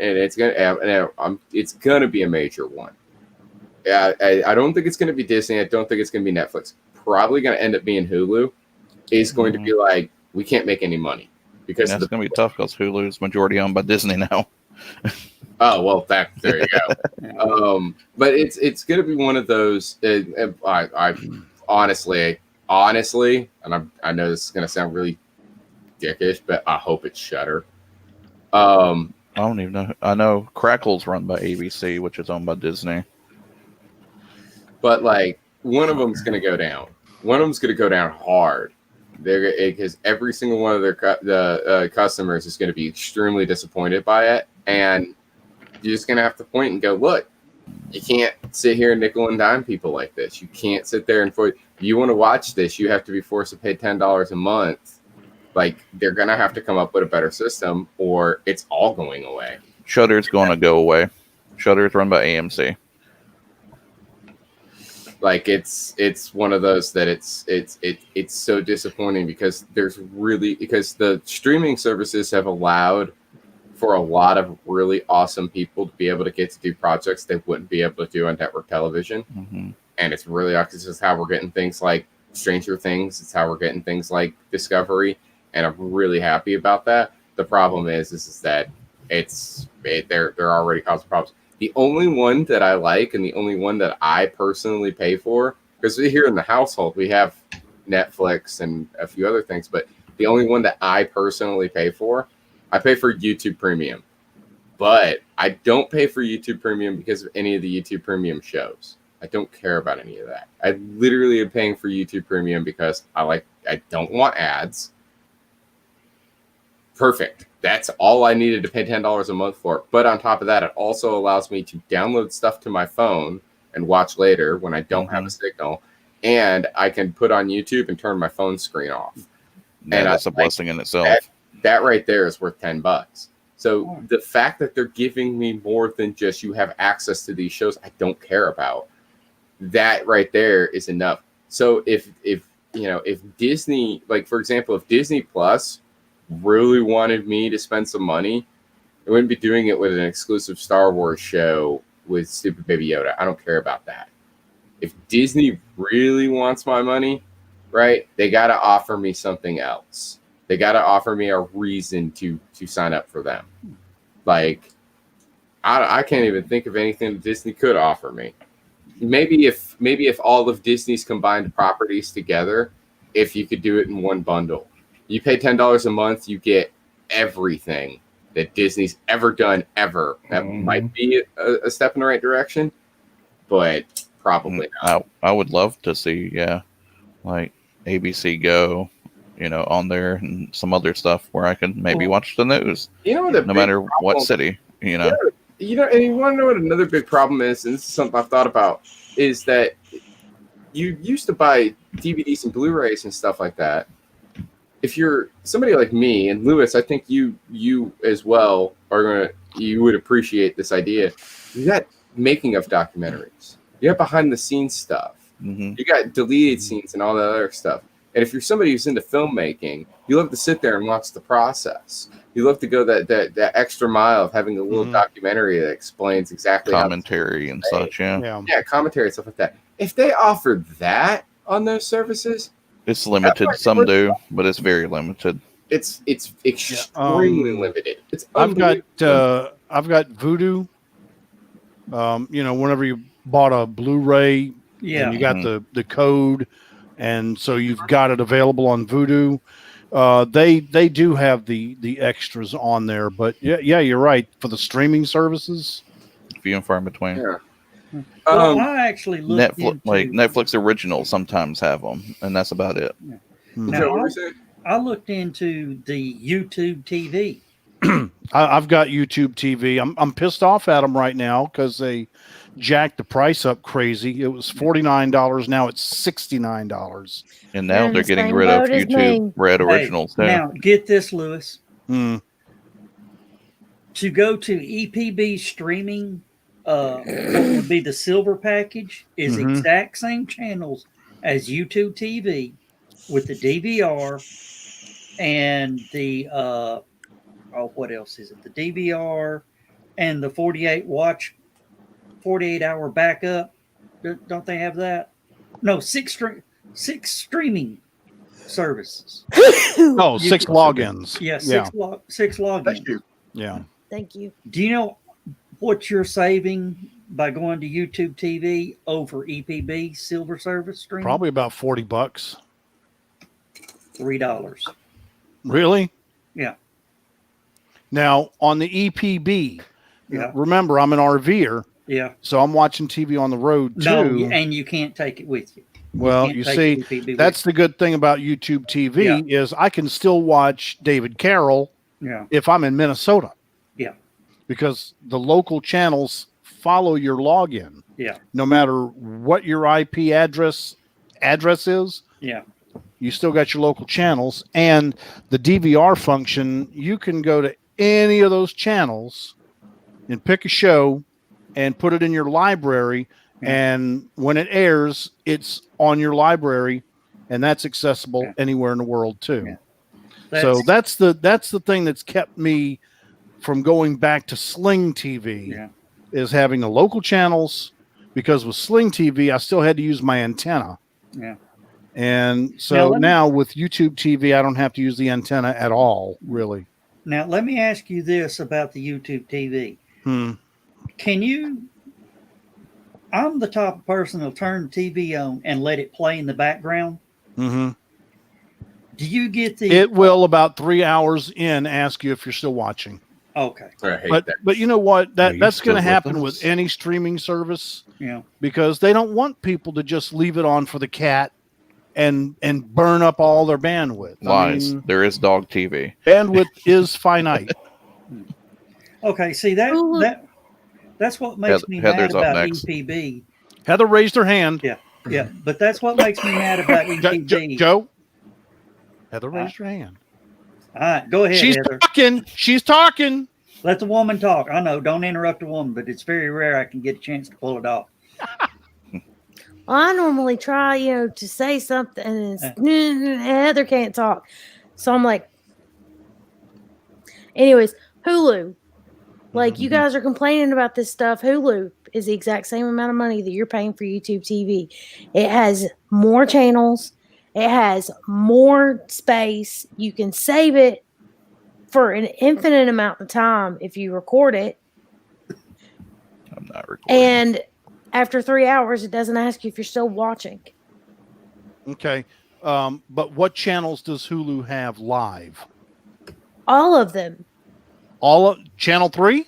Yes. Eyewitness News? You can get your local channels on Hulu Really? Live. Yes, that's the whole reason that I pay for Hulu Live is because I wanted the sports channels, and all of the sports channels except for SEC 3 are on there. You get ESPN, ESPN2, SEC Network, ESPN. Look, I want SEC 3 because I want to see Georgia volleyball.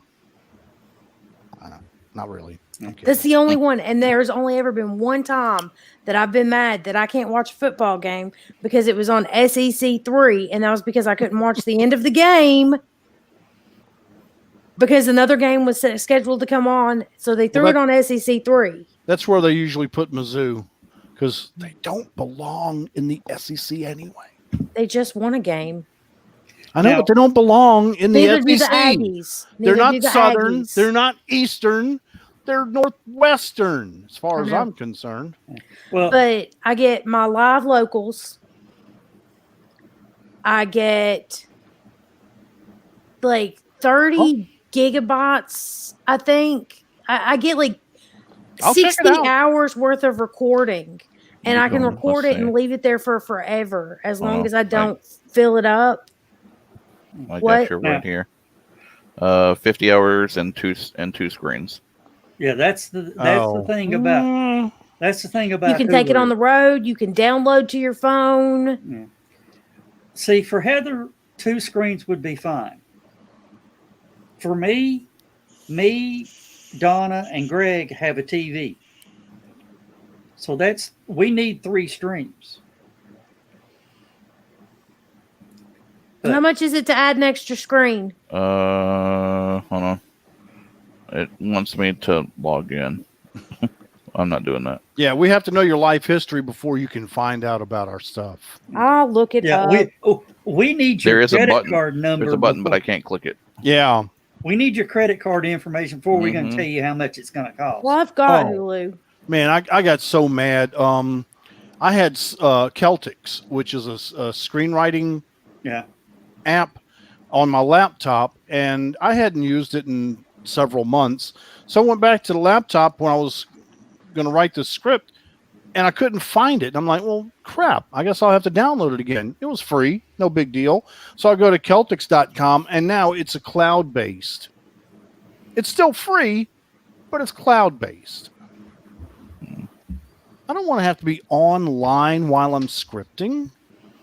No, that's part And of I don't want getting anybody away. else to have access because it's good stuff. It was one of the things when I worked at. Primo writing. Copyrighted. It's one of the things I was warning people about when I worked at Best Buy.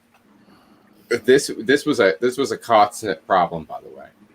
I have people come in and we tell them it'd be like, oh, so by the way, since you're buying this computer, you get a discount you can get the first year of Office 365 for a discounted price because you're buying a computer. Oh, I already get that through my college, university, or I already get that through work.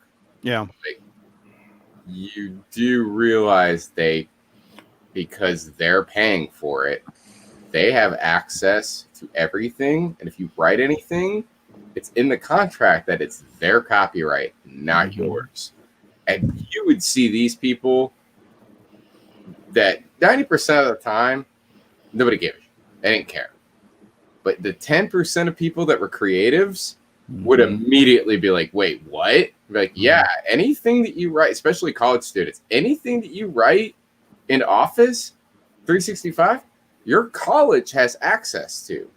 And if you write something brilliant, like a movie script or a manuscript or something like that, that's theirs because you did it on their software that they owned. And you would see these people immediately be like, what's the best one to get? Which one gives me the most stuff? And you have these people go immediately from like, I don't need Office 365 to like, give me the pro version because I don't want any of these people to have access to it. But it's true. Yeah. And the reason why I know that is there was a news story a few years ago where some dude was going to college and it wasn't that he was writing something creative and fun. He actually sat there and was like keeping a journal where he was writing about all of the horrible stuff that he was having to go through. And the college went through the files and found it, and he had no legal recourse about it, and they kicked him out. Damn. They expelled him because the stuff he was writing. I mean, he was saying that every single one of his professors was horrible, and obviously not those words, but they didn't appreciate the things that he was saying, so they got rid of him. And if you don't own Office 365 yourself, and that's one of the problems with the cloud-based services like that if somebody else is paying for it, they have access to your stuff. You gotta get that Open Office or LibreOffice. I put it in the private chat. I use Open Office on both the Windows and Mac, and of course, Mac. I've really gotten used to Pages and Keynote and all that now. So $9.99. It's Google Docs. Yeah. And I don't mind stuff being on Google Docs because I share files with other people and we work collaboratively. But that works out really well too. Heather, as an extended on that one, that $9.99 enhanced cloud is 200 hours. The unlimited screens deal is unlimited inside your home network and 3 outside of your network. Okay. But it's an additional like $10 to $15 if you get the pair versus the $9.99 for unlimited screens, and then if you do, or you can do the enhanced cloud for $9.99, or you can get both of them for $14.99. Yeah, I have no idea what they're talking about. Hulu still nickel and diamond though.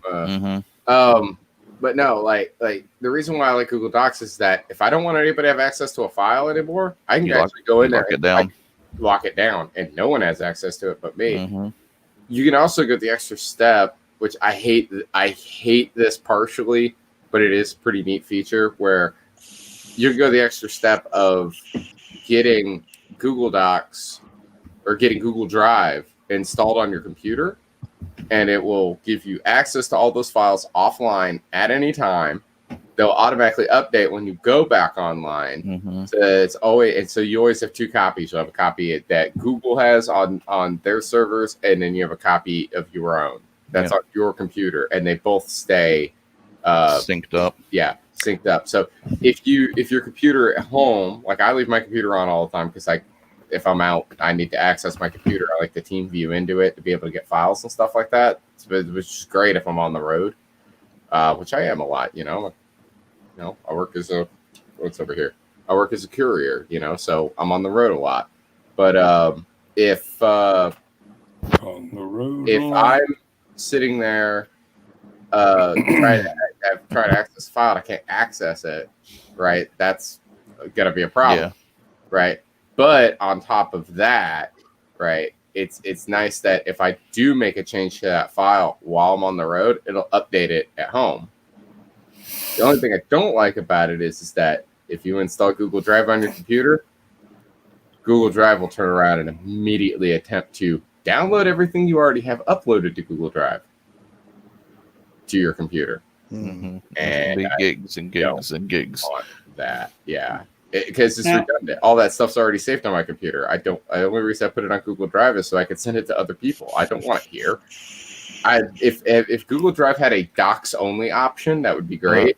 They have a folders only option, so you can choose a specific folder to dump your stuff in, but then you're limited on where you can search. Then, you Skunk, you were talking about the colleges own whatever you write or whatever. Yeah.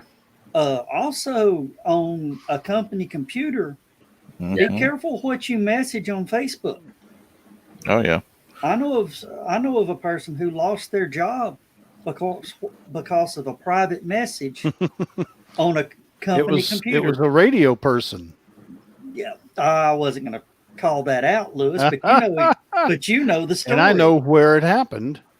Yeah. Oh yeah. There's literally a bylaw in our employee handbook that says whatever you type, write, or do whatever with, if we deem it usable, we will use it, and we will not credit you, and we will implement your ideas, and you will see no profit from it. Yeah, no, that's kind of a chilling effect on creativity. Yeah. Mm-hmm. Welcome to the... I don't know. The company I work for, they would only use the crappy ideas. They wouldn't use the good ones because they would cost money. Yeah, they're using big think, standards on ours. You guys don't pay me enough to think. Yeah, but Lewis knows exactly the story I'm talking about. Yeah, but and he's been disgruntled for years over that. Along those lines, I do want to point out that this is. I'm not going to name the company that I'm talking about. Oh crap! Anyway, about that time. I have no idea. I have no idea how to word this without setting things on fire. But essentially, what I was going to say is that I hate the fact that if you have a company-owned device that they can keep track of, that they know what you do on it, right? I hate the fact that if this thing's in my pocket and for some reason the screen turns on sometimes and it just starts searching things on its own, I don't know what the hell it's doing. At one point it just went off, and I looked down. I was, what the fuck that? And I pulled my phone out. Pull this phone out, and it's searched up YouTube and started playing videos. I have no idea what this thing's doing. It's constantly sending ads to me because of stupid Samsung, which do not support Samsung. They're a terrible company. Anyway, I shouldn't buy a device and then have commercials sent to me because I own the device. But anyway, this thing's searching all sorts of stuff. I don't know what it's doing. I should not be responsible for this thing going off and looking up whatever. I don't use the device for that, so I don't understand why that's a thing.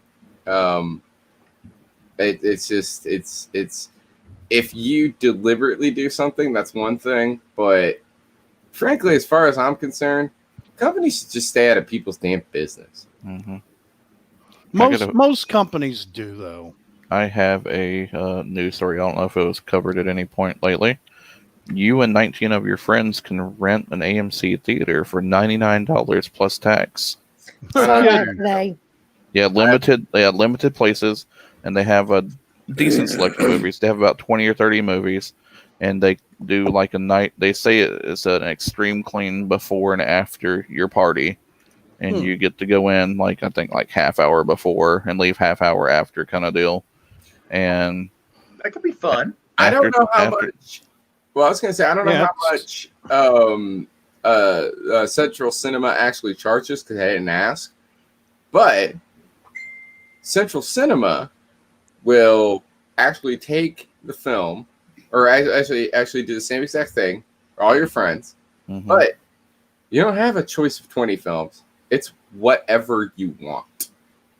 Yeah, we don't get that luxury with the AMC theaters, but there's like 3 in our area. Exactly. And it's not bad. It's like $120 after tax and fees. It's a lot cheaper than what they charge film festivals. And also Central Cinema up in Knoxville serves alcohol, so yeah. But yeah, I'm thinking about getting a group together here in town and try it out. Like, just charge everyone like $8, and then it'll cover the fees. John. And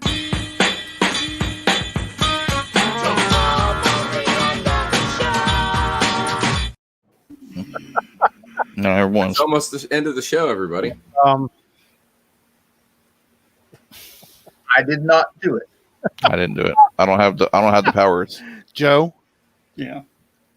are you disputing it? No, not at Hey, all. Okay. Heather has too big a grin on her face right now. I'm just sitting here watching this go on. Yeah, sure. That's I am loving this because I saw when he came back and it said, let's see how long it takes for him to realize his name has changed.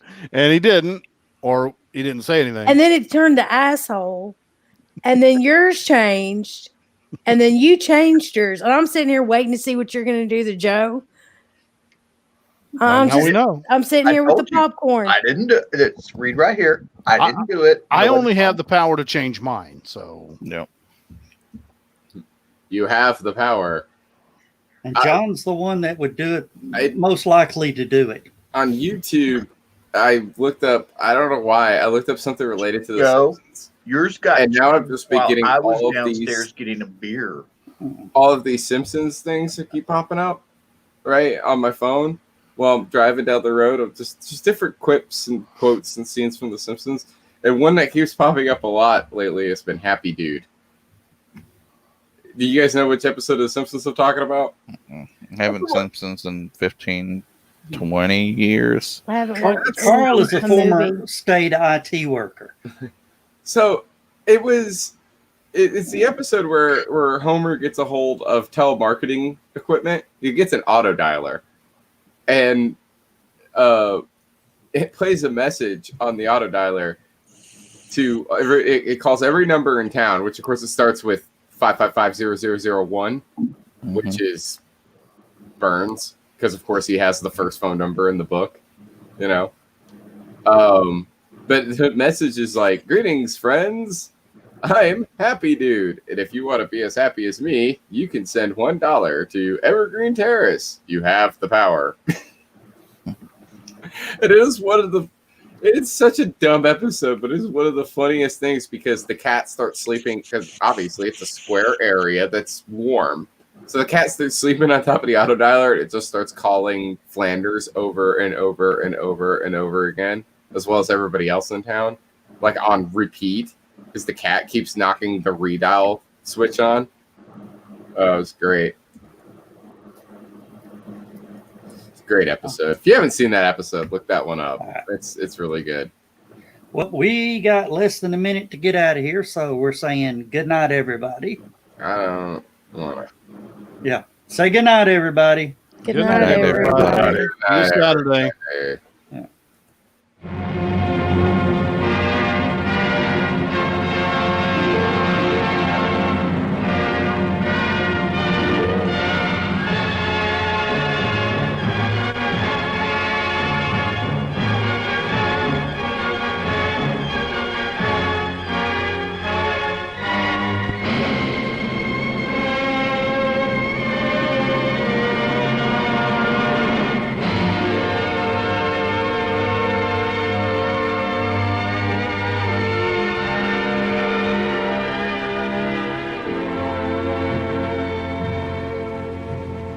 I have slept the surly bonds of earth